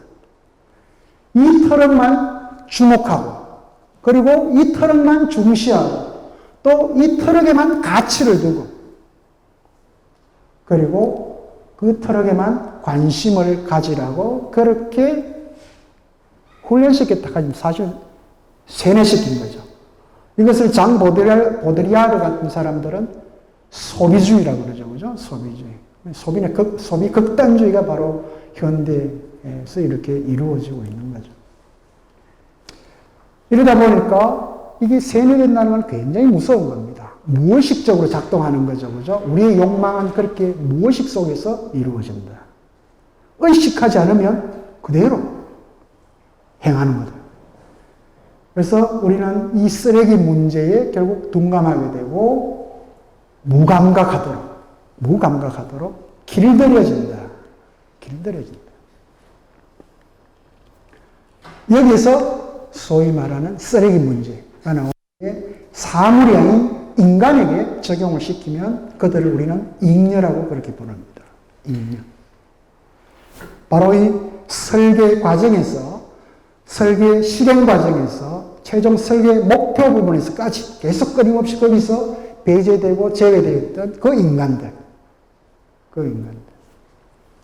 그래서 쓰레기 문제는 단지 트럭의 비유로 얘기하는 그 사물의 문제가 아니라 바로 인간으로 확장이 된다. 그래서 현대사회에서는 인간을 대상으로 설계를 한다라고 이제 바우만은 주장을 하고 있죠. 그래서 자본주의 사회이기 때문에 자본주의 사회에서는 결국은 자본가가 지배하는 사회잖아요. 자본가가 지배하는 사회니까 결국은 자본 권력과 그리고 그 자본 권력과 결탁한 정치, 국가 권력이죠. 그죠? 이 국가 권력은 무엇보다도 능력주의자들이죠. 능력주의자. 바로 이 자들입니다. 효율성 있고 생산성 높은 인간. 이들을 원하는 거죠. 자본가들도 혹은 권력자들. 바로 이들. 효율성 있고 생산성 높은 인간을 요구한다. 바로 이들을 위해서 또 교육과 훈련을 시키는 거죠. 교육과 훈련을 시킨다.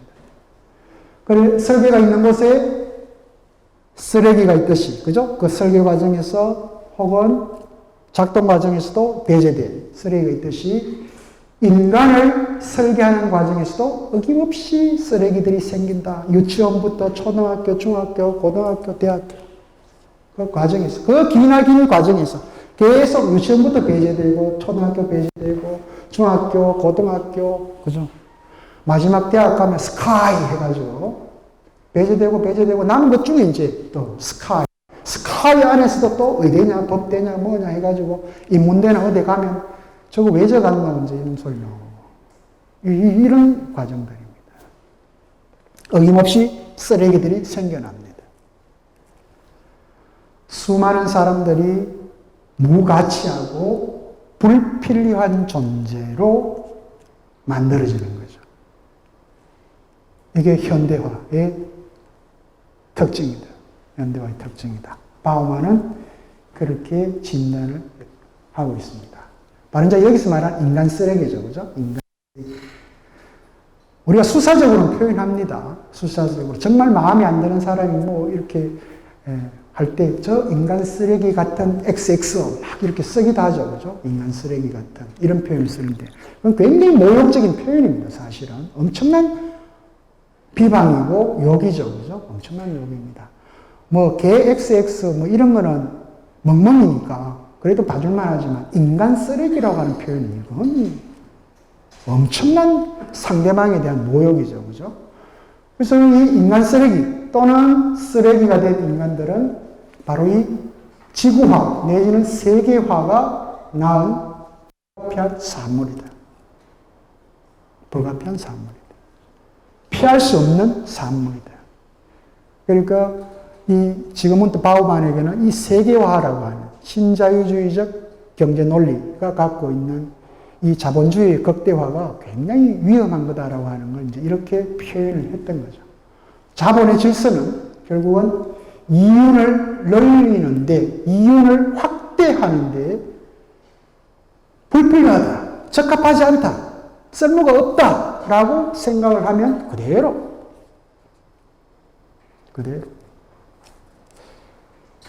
지금 이제 대한민국 금융자본에서는 특히 은행을 지금 혹시 여기 계시는 분 중에 또 은행원 계시는지 모르겠습니다. 곧 이제 은행이 없어질 것 같죠, 그죠? 예. 이제 시간도 단축시켰고, 이제는 아마 사람을 해고하는 과정으로 대신하는 기계 인공지능이 이제 등장하게 되고, 이거는 은행뿐만이 아니라 모든 부분에서 이제 그런 과정들을 이제 겪게 될 겁니다. 적합하지 않다고 여겨지는. 이제는 빅데이터로 모든 걸 처리해버리니까, 인공지능 하나가 뭐 인간 수십 명 할 일을 그냥 순식간에 해버리니까 필요 없다는 거죠. 이게 자본 권력의 효율성입니다. 경제가 발달하면서 농업이나 목축업, 한번 생각해 보시면 되죠. 그죠? 생산성이 낮다고 평가절하되고, 소박하게나마 자기 힘으로 삶을 건강하게 그때그때 열심히 일하면서 살아가는 수많은 사람들은 바로 이 자신의 생활수단, 생산수단은 뭐 저리 가라, 공장 이런 게 아니고 생활수단입니다. 내가 먹고 살기 위해 이런 수단까지도 박탈당하는 이런 상황이 되는 거죠. 이런 상황. 그래서 이 자본의 세계화가 진행될수록 인간 쓰레기가 되는 속도는 한층 빨라졌고, 이거는 전 세계적인 난민 사태를 보면 여러분들이 잘 알 수 있습니다. 전 세계적인 난민 사태를 보면 알 수가 있습니다. 우리 대한민국도 멀지 않습니다. 대한민국에 몰려올, 대한민국이 이미 잘 산다는 건 세계가 다 알아요. 세계가 다 압니다. 몰려옵니다, 이제. 예. 동남아에서, 아프리카에서, 예, 계속. 여러분들, 우리가 아이를 놓지 않아도 다 해결됩니다. 사실.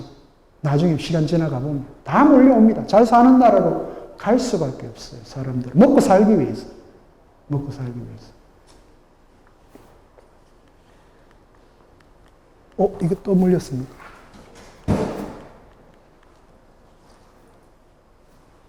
네. 그래서 이 세상의 발전과 진보에 대해 우리가 고민해야 되는 지점이 있는데, 바우만은 이러한 진보를 또 차에다가 비유를 했습니다. 차가 우리를 행복하게 해줄 줄 알았는데, 알고 보니 그 차는 내가 탈 수 있는 게 아니었고, 차에 탈 수 있는 사람들도 갈수록 적어지고 있다. 설국열차죠, 그죠? 설국열차의 모습입니다. 설국열차의 모습입니다. 소위 말하는 양극화의 극대화입니다. 제가 앞에서 여러분한테 한국사회 현주소 1대 9대 90이라고 하는 그 불평등의 구도가 실제 뭐 대한민국의 문제가 아니고 선진국 대부분 국가들, 유럽의 몇몇 나라를 제외하면 특히 뭐 대한민국 가장 대표적으로 미국이죠. 미국을 다 들여다보시면 대한민국이 보입니다. 사실은 미국. 가장 극단적으로 지금 불평등의 구조가 양극화되어 있는 곳이 미국이죠. 텍스트 안에 있는 조금 길게 느껴지는 부분인데 그래도 한번 중요한 부분이라서 한번 읽어보겠습니다. 다른 사람들이 점점 더 속도를 내고 있는 차에 뛰어 올라타는 데 성공해서 성차감을 만끽하는 동안 주식으로 하고 부동산으로 뻥튀기 하고 비트코인으로 막 이렇게 한 사람들은 뭐 아주 이제 뭐 한 200억 벌었으니까 내 세상이야 라고 하는 정도겠죠. 이들보다 덜 영리하고 덜 재빠르고 기민하고, 그죠? 재빠르고 약삭 빠르지 못하고 힘이 없거나 덜 모험적인 다른 많은 사람들입니다. 앞에는 아주 소수의 사람들이라면 이 많은 사람들은 뒤처지거나 만원이 차량에 들어가지 못하게 저지당했으며 그나마 차바퀴에 깔려 완전히 박살나지 않으면 다행이었다. 진보라는 차의 좌석과 입석수는 통상 차에 타려는 승객을 모두 수용하기에 충분하지 않았고 이거는 역사가 다 입증하는 거죠. 그죠? 역사가 다 입증합니다. 성차는 언제나 선별적입니다. 선별적입니다. 이 코로나 사태에도 선별 취급하자 그러죠. 그죠? 선별 취급하자. 언제나 선별입니다. 언제나 선별. 이게 이제 심각한 문제인데 아마 이것 때문에 많은 사람들의 차에 올라타는 것이 달콤한 꿈이 되었던 것 같다. 너도 나도 저 선별이 되는 것을 저게 되고자 하는 거죠. 누구나 다 그렇게 계획하고 꿈을 꿉니다. 진보는 더 많은 사람에게 더 많은 행복을 이게 이제 19세기에 미국에서 제레미 벤던과 존 스튜어트 밀이라고 하는 사람이 바로 자본주의가 성장하던 영국에서 만들어낸 이데올로기입니다. 공리주의라고 하는. 여러분들은 교과서 속에서 그냥 최대 다수의 최대 행복 이제 이렇게 배웠는데 그건 조금 뭐 이렇게 문제가 있는 거긴 합니다. 더 많은 사람들에게 더 많은 행복, 이익을 주겠다. 이게 이제 공리주의입니다. 공리주의. 라는 구호 아래 선전. 말 그대로 선전이죠. 그죠? 이거는 허위 과장 광고입니다. 일종의. 이거는 허위 과장 광고. 결과가 뻔히 다 나오는. 그러나 차를 계속 달리게 하는데 속력을 높이는데 한때는 협상하고 침략하고 정복하는데 지금보다 훨씬 더 많은 사람들이 필요했던 높이까지 오르는데 이제는 더 적은 사람만이 그리고 갈수록 더 적은 사람만이 필요하다. 미국은 5사람, 그죠? 아마존, 애플, 구글, 여러분 다 아시죠? 그죠? 그 5사람. 한국은 몇 사람인지 여러분들 한번 헤아려 보시기 바랍니다. 차에 타지 못한 사람들입니다. 예. 이들을 우리는 잉여라고 합니다. 잉여. 이 잉여는 실업하고 다릅니다. 실업하고 다릅니다.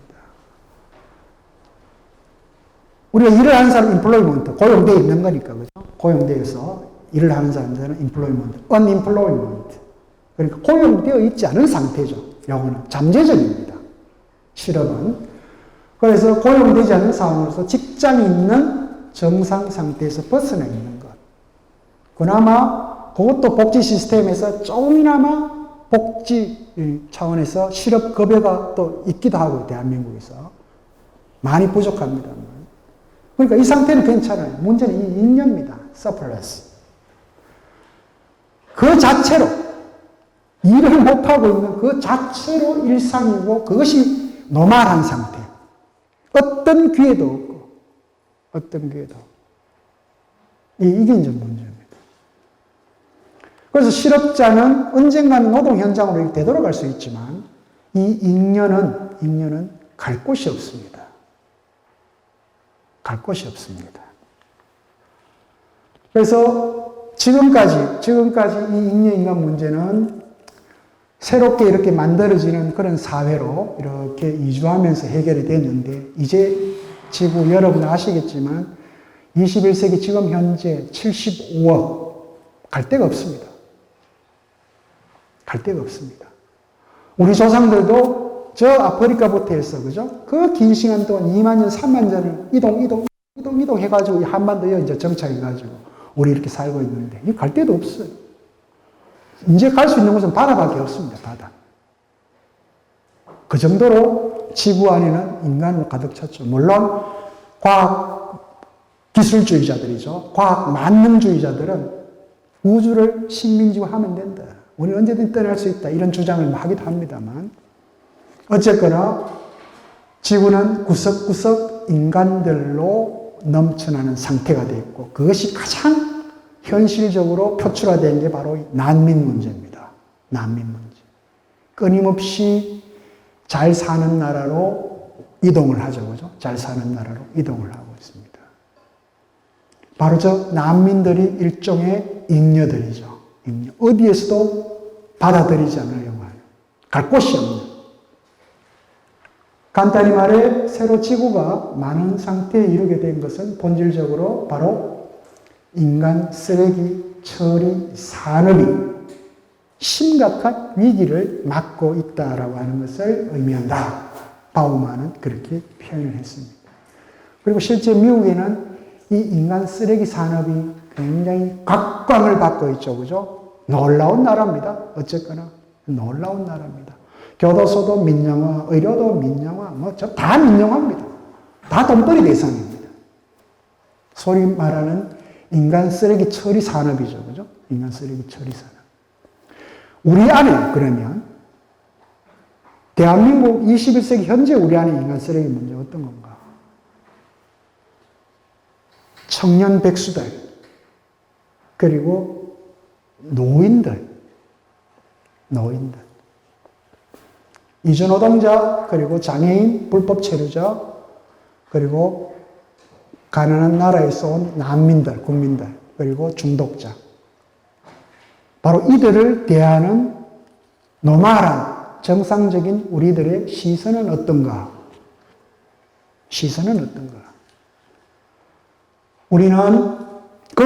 노멀한 우리는 지구의 인구가 너무 많다. 이 좀 없어져야 된다. 그래야 우리가 좀 더 행복하게 살 수 있다. 라고 하는 시선. 그래서 이 지구가 이렇게 된 것은 다 그들, 인류 때문이다. 우리의 눈에서는. 그들 때문이다. 이제 분리하기 시작하는 거죠. 우리의 시선이 그렇습니다. 우리의 소비 습관하고 우리가 만들어내는 쓰레기는 생각하지 않고, 그죠? 소비 생활을 할 여력도 없는 그 수많은 그들에게 지구 파멸의 책임을 떠넘깁니다. 여러분 한번 생각해 보십시오. 여러분들이 먹고 버린 그 쓰레기들 다 어디에 있는지 다 제3세계에 있습니다. 아니면 바다 밑에 있고요. 우리는 늘 버리잖아요. 그죠? 그나마 또 뭐 이렇게 재활용한다고 해서 정성 들이가 버리지만 그거 버렸던 거 어디로 갑니까? 다 주변 제3세계로 갑니다. 걔들이 사가지고 갑니다. 우리는 모르쇠 하고 있지만 네. 우리도 한때는 일본 쓰레기 우리한테 가지고 시골로 다 사용했잖아요. 그죠? 지금 우리가 그 짓을 하고 있습니다. 아프리카로, 동남아시아로 등등등. 다 그들에게. 실제 그들은 쓰레기 별로 없어요. 우리들처럼 이렇게 버릴 것도 없습니다. 늘 똑같은 걸 10년, 20년 먹고 쓰고 해야 되니까. 가난한 나라에서는. 그러나 우리는 철저히 시간별로 막 버리고 하고, 그죠? 순식간에. 우리 한 집에서 나오는 쓰레기를 한번 생각해 보시면 됩니다. 그들은 언제나 너무 많다. 우리들의 입장에서 보면. 그들이란 적으면 적을수록 더 낮게는 아예 없어야 좋은 사람들이다. 반면에 우리가 충분한 것은 결코 없다. 아직도 모자란다. 우리의 욕망은 무한이다. 끝이 없다. 그래서 우리는 많으면 많을수록 좋다. 우리는. 바로 이 지구 파탄의 책임은 이 자연을, 이 지구라고 하는 생태계를 닥치는 대로 파괴하고 쓰레기를 마구잡이로 쏟아내는 바로 제1세계의 우리들 안에 있습니다. 저 태평양 한가운데 가면 우리 한반도의 2배, 3배가 되는 쓰레기가 있는 거 아시죠? 그죠? 바다 한가운데에. 그건 버리지도 못합니다. 지금 현대 기술로서는. 그대로 그냥 바다에 떠 있는 거예요. 그 넓은 바다에. 전 세계에서 버리는 쓰레기들입니다. 전 세계에서. 근데 뭐 그 쓰레기들, 못 사는 나라에서 버린 게 있겠습니까? 그죠? 다 잘 사는 나라에서 버렸던 것들이죠. 우리는 소비 생활을 포기하지 않고요. 또 이 극단적인 소비주의를 반성하지도 않습니다. 않습니다. 철저하게 소비자로 길러져 이 권태로움과 수고로움을 싫어합니다. 권태로움과 수고로움을 싫어합니다. 권태로움은 심심한 거죠. 뭔가 하긴 해야 되는데 무료합니다. 이걸 보낼 수 있는 뭔가 생각을 하지 않습니다. 에이, 차 몰고 백화점으로. 차 몰고 백화점으로. 여러분들은 이런 인문학 강연장에 오시지만 대부분 그 권태를 혹은 그 수고로움을, 그죠? 견디지 못하는 사람은 바로 갑니다. 고민하고 고생하는 걸 원치 않으며 즐기길 원하고 그리고 쾌락을 욕망합니다. 그런데 이 즐기는 것도 지금은 뭐 아주 과거의 즐거움하고 또 다른 방식이죠. 그죠? 과거의 즐거움하고 또 다른 방식. 아주 뭐 극단적인 방식으로 지금 그 쾌락을 요구를 하게 되죠. 마구 소비하고 갖가지 욕망을 충족시키면서 쓰레기들을 배출하지만 정작 그 수많은 쓰레기를 배출하는 나는 내 손으로 그 쓰레기를 치우지 않는다. 누구에게나 맡긴다. 바로 그들을 활용하는 거죠. 그들을 활용합니다. 힘들고, 뭐 여러분들도 다 아시는 얘기입니다. 그죠? 더럽고, 위험한, 그죠? difficult하고, dirty하고, dangerous한 3D 업종이죠. 우리 한국 사회도 다 그들입니다. 이주노동자들이죠. 그죠? 이주노동자들.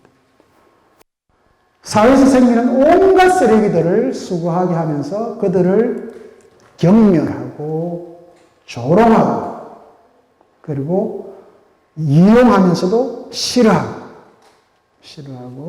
거리를 두면서 또 한편으로는 저게 나를 해치지 않을까. 예? 불안하고. 저게 나를 해하지 않을까라고 불안감을 느낍니다. 인간 쓰레기는 마냥 계속 늘어나고 그들이 점차 우리 삶의 일상으로 혹시 침투하지 않을까, 들어오지 않을까 불안은 더욱더 커져가고요. 그래서 뭐 사회 안에서 일어나는 일들이죠. 이런 것들 뭐 여러분들 다 아시는 겁니다만 타인에 대한 혐오와 공격성이 결국은 더 이렇게 강해지는 그런 상황으로 되고. 이러다 보니까 안전산업이 활개를 칩니다. 미국은 뭐 가장 대표적인 나라죠. 이 안전산업. 뭐 여러분들 다 아시겠습니다만 경비, 검문, CCTV, 호신용 무기, 사슬 경호업체 등등. 한국 사회에서도 요즘 가장 잘 나가는 직종이 이쪽입니다. 요즘 뭐 젊은 아이들도 이제는 공부를 열심히 안 해. 나는 뭐 용인대학 가서 한국체대 가서 뭐 이래 가서 이거 할 거야 이거. 힘길러가지고 등등등. 돈 쉽게 번다 이거야. 이렇게 되는 거죠. 미국은 이미 민간 수용소가 우후죽순 늘어났고요. 그리고 인간 쓰레기들은 재활용할 필요조차 없는 쓰레기와 폐기의 대상으로 전락을 합니다. 그러나 미국에서 일어나는 게 단순히 그냥 인종주의적 시선으로만 봐서는 안 됩니다. 그냥 흑인을 싫어하고 아시아 사람들을 싫어해서 쟤들이 그런 건 아닙니다. 이 문제와 관련되어 있습니다. 미국. 그리고 실제 방치합니다. 방치합니다. 그 강력한 공권력을 제대로 사용하지 않아요. 미국은 그대로 내버려 둡니다. 얼마나 위험한 사회인지 몰라요. 여전히 우리 한국 사람들에게는, 그죠? 미국이라고 하는 나라는 꿈의 나라인지는 모르겠습니다만, 가장 사실은 잔혹하고 위험한 나라이기도 하죠. 역설적으로. 바로 인간관계는 일종의 상품이 되는 것, 물건이 되는 거죠. 물건 관계가 되는 겁니다. 이걸 우리는 페아팅미훔이라고 하는 전문용어로 물화라고 하는 건데, 인간 자체가 물건화된다 이 이야기입니다. 사물화된다 이런 표현이죠. 그래서 우리는 인간적 관계라고 이렇게 했던 것들이 물건과 물건의 관계처럼 이렇게 변해버린다. 그러니까 결국 인간적인 관계가 단절된다라고 하는 것은 결국 모두가 외로운 거죠. 그죠? 모두가 외로운. 그리고 이 바우만 책 중에 고독한 군중이라고 하는 표현을 씁니다. 고독한 군중. 우리는 분명히 이 수많은 무리들 속에, 사람들 속에 이렇게 나 한 개인으로 있는데도 불구하고 고독한 거예요. 외로운 거예요. 사람들이 분명히 있는데도 불구하고. 그게 우리 현대인의 모습이다. 라고 해서 고독한 군중이라고 하는 표현도 썼습니다. 그래서 텍스트 안에서 보면 이런 거죠. 우리는 소비사회의 소비자들이다. 소비사회는 시장사회이다. 교환 가치만 통용되는 것이죠. 그죠? 여기에서는. 우리는 모두 시장에서 고객과 상품의 역할을 동시에 하면서 이 역할은 언제든지 바뀔 수 있다. 우리나라에서는 최초로 이것을 인간에게 적용시켰던 사람이 김홍신이라고 하는 소설가였죠. 그죠? 80년대입니까? 그거? 인간시장이라고 하는 소설을 써가지고 대히트를 치고 영화도 만들고 국회의원까지 됐던 사람이 있습니다. 인간시장. 그죠? 이름이 김총찬인가 장총찬인가 아마 주인공이네요. 그렇게 기억하는데.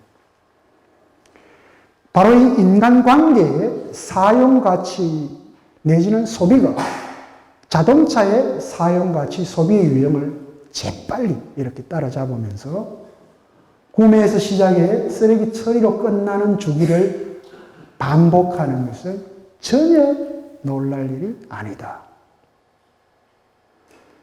나중에 제가 세 번째 강의에서 아마 에릭 프롬 할 때에도 이 비슷한 얘기가 나옵니다. 바움만이 에릭 프롬에 영향을 받은 것 중에 바로 이거죠. 이런 부분들. 사람 관계의 주기가 여러분들 차 하나 바꾸는 주기보다 더 빠르게 지금 가치가 없는 관계로 형성되어간다. 라고 주장을 하죠. 어떤 분들은 차를 한 대 사시면 20년을 이렇게 하지만 대부분의 요즘 세대들은 5년 안 가죠. 그죠? 5년 안 갑니다. 다 빛으로 샀다가 5년 정도 하면 또 갚을 때쯤 되면 또 새로 차 바꾸고 이렇게. 늘 계속 끊임없이 소비를 하는 거죠. 새 것. 옛 것은 보존의 가치가 있거나 뭐 하는 것이 그냥 쓰레기다, 이제 옛 것은. 그냥 새 것. 끊임없이 소비를 하는 그런 상황으로 간다는 거죠. 온라인과 통신수단의 발달. 여러분, 그죠? 쿠팡은 보십시오. 이제 전 세계적인 기업이 돼버렸죠. 그죠? 이 코로나 사태 때. 여러분들이 끊임없이 소비를 해주니까. 얼마나 좋아, 편해, 전화만 다 오는데. 이렇게 되는 거예요. 인간관계가 풍성해지고 다양해진다 싶지만, SNS, 그죠? 제가 앞에서 이야기했던 것처럼, 그 좋아요에 쏘가가지고, 그 현상 이면을 제대로 들여다보면, 그 안에서는 풍성한 것이 아니고 바로 밍밍한 겁니다. 밍밍한 겁니다. 아무런 관계가 없어요. 그 안에서는 좋아요 눌러주고, 뭐, 이렇게 서로 댓글도 주고받고 이렇게 하지. 가상 안에서만. 바빠서 만날 시간이 없다고 말하지만, 본래 마음은 인간관계에서 치러야 하는 지지고 볶는 이 수고로움을 거부하는 겁니다. 부딪히는 걸 싫어하는 겁니다. 감정 손상이라고 생각을 한다는 거죠. 인간과 인간이 페이스 투 페이스로 이렇게 대화를 통해서 문제를 해결하는 것이 아니고 피해버리는 겁니다. 이제는 피해버립니다. 감정 노동과 번거로움을 싫어한다. 더욱 인간관계에서 무엇보다도 이제는 이게 나의 금전과 내 돈과 내 시간 이거로 이제 환원시켜버린 거야. 아, 돈 아깝다. 시간 아깝다. 너 만나는 것 자체가 시간 아까워. 이렇게 되는 거예요. 이건 그냥 제가 우리 사회를 좀 표현하는 방식입니다. 이 제 생각이기 때문에 여러분들이 같이 따라갈 필요는 없습니다. 전반적으로 저렇게 생각하는가 보다 입니다. 휴대폰 연락처 목록에는 관계의 온도가 미직적은한, 그죠? 미직적은한. 나는 1000명이야? 나는 500명이야? 뭐 등등등. 이름도 성도 없이 뭐 명함 하나 받아놓으면 바로바로 또 적어놓 였잖아요. 그죠? 살아가면서 언제 볼지도 모르는데. 그들은 헛개비 같은 존재에서 언제든지 삭제될 수 있다. 나도 그들에게 그렇게 될 수 있죠. 그죠? 마찬가지입니다. 그래서 현대사회의 특징은 누구도 쓰레기 처리장이라고 하는 이 유령이 완벽히 퇴치되었다고 자신할 수 없고, 불량품으로 판정되어 쓰레기로 지정될 위험을 확실하게 나는 피했다라고 생각할 수도 없다. 없다. 그러니까 우리라고 하는 사람들도 끊임없이 그 안에서는 불안한 거죠. 그죠? 불안하다. 그래서 요즘에 우리는 느긋하게 기다리지를 못하는 거죠. 바로 이제 이런, 한때 우리 사회에서 아주 많이 유행했던 표현입니다. 그죠? 느림의 미학. 적어도 이 강연장에 오시는 여러분들은 바로 이 느림의 미학을 즐기고 계시는 분들이고요. 그런 여유를 갖고 계시는 분들이고요. 차보다는 자전거보다는 걷는 거를 좋아하는 그 뚜벅이는, 그죠? 그 뚜벅이는 적어도 그 느림의 미학이 가져다 주는 풍요로움을 느끼고 있는 거죠. 차를 타고 가면 볼 수 없는 것들을 걸으면서 여러분이 볼 수 있죠. 나태주 시의 그 뭐 꽃인가 뭐 있죠, 그죠? 예, 한 번 보고 두 번 보면 세 번 보면 더 어떻게 보인다고 하는 것처럼 마찬가지. 느림의 미학이 갖고 있는 강점은 이런 거죠. 속도의 시대에 느림과 기다림이 우리는 익숙하지가 않습니다. 기다림이 익숙하지가 않습니다. 바로 이 기다림 속에서 잉여의 징후를 느끼는 거죠. 예. 아, 이 뭔가 내가 뒤처지는 거 아닌가? 내가 잘린 거 아닌가? 관계에서 등등등. 그죠? 얘가 혹시 사고 난 건 아닌지, 뭐가 있는 건지, 이게 아니고, 그 기다림. 기다림은 자신이 상대에게 중요한 사람이 아니라고 하는 그런 신호로 이제 작동을 한다. 현대에서는. 그래서 기다림은 버려질 수도 있다는 불안을 증폭시켜준다. 그래서 이 바우만은 기다림이라고 하는 것은 자기가 진짜 필요한 존재가 못 되는 게 아닌가라고 하는 그런 의구심이죠. 그런 의구심의 의식 수준과 결코 멀리 떨어지지 않은 직관. 그죠? 이게 표면으로 떠올라 수많은 마음의, 그죠? 파문을 일으키는 거죠.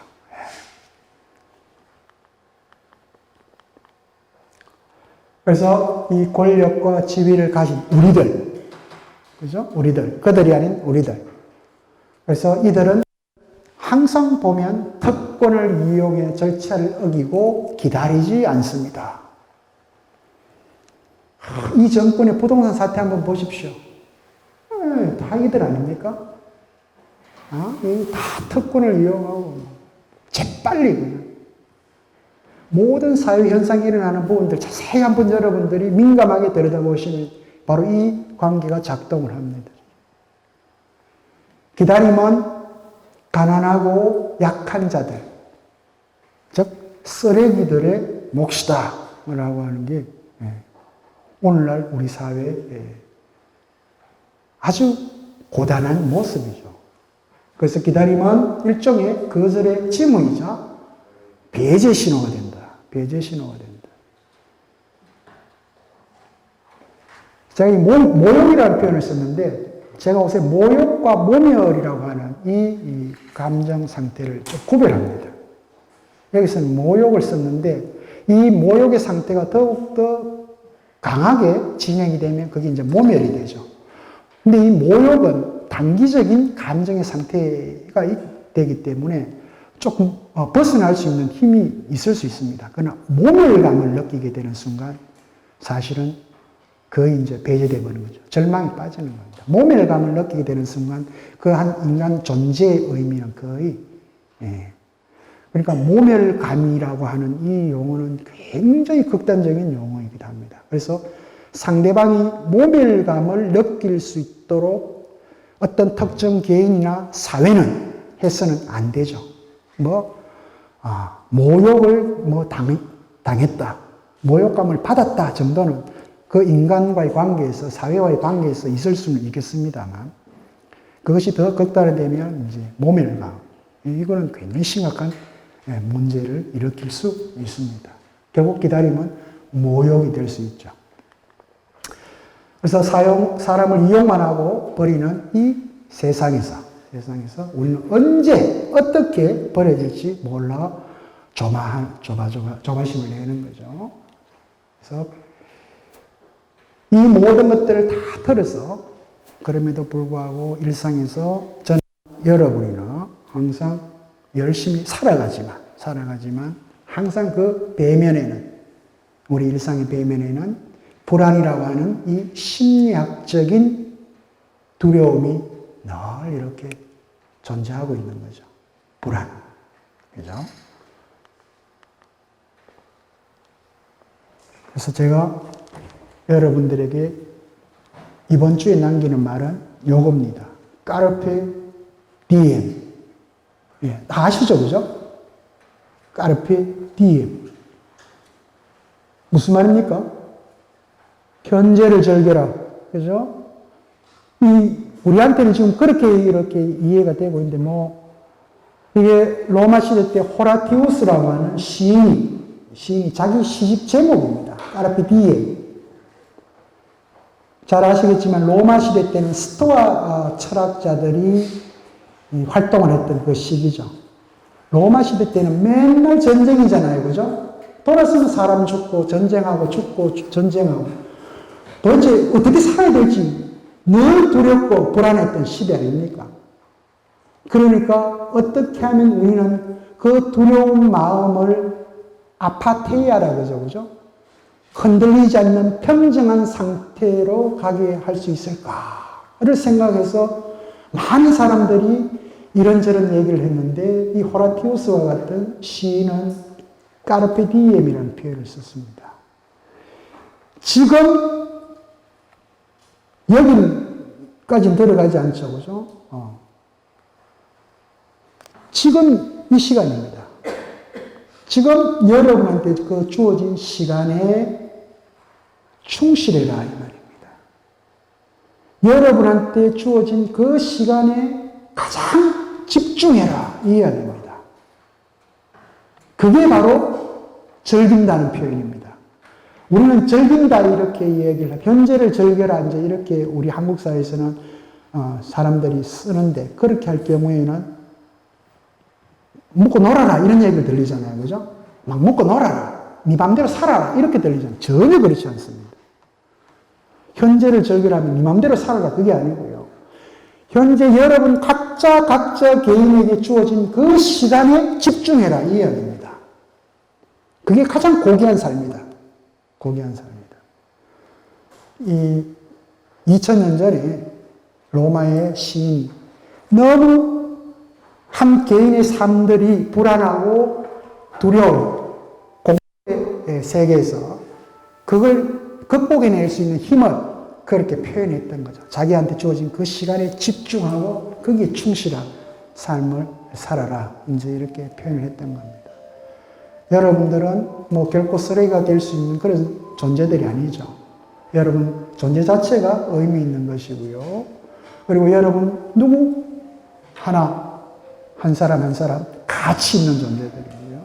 그런 의미에서 여러분들은 바로 이 지그문드 바우만이 우리 시대의 쓰레기가 되는 삶들이라는 텍스트를 통해서 도대체 무엇이 나의 삶을 쓰레기로 만드는지 예의주시해서 예민하게 살펴봄으로 통해서 나와 관계하고 있는 우리 주변의 사람들 어떻게 관계하고 어떻게 살아가야 될지를 고민하게 해주는 그런 텍스트를 서술을 했던 거죠. 그걸 제가 여러분한테 소개를 했던 겁니다. 예, 오늘은 또 시간이 이렇게 지났기 때문에 이렇게 마무리를 하고요. 다음 주에는 존재의 삶, 그리고 소유의 삶인데 존재냐 소유냐라고 하는 텍스트를 썼던 에리 프롬을 가지고 여러분들하고 함께 또 얘기를 나눌 수 있도록 하겠습니다. 여기까지 하겠습니다. 고맙습니다.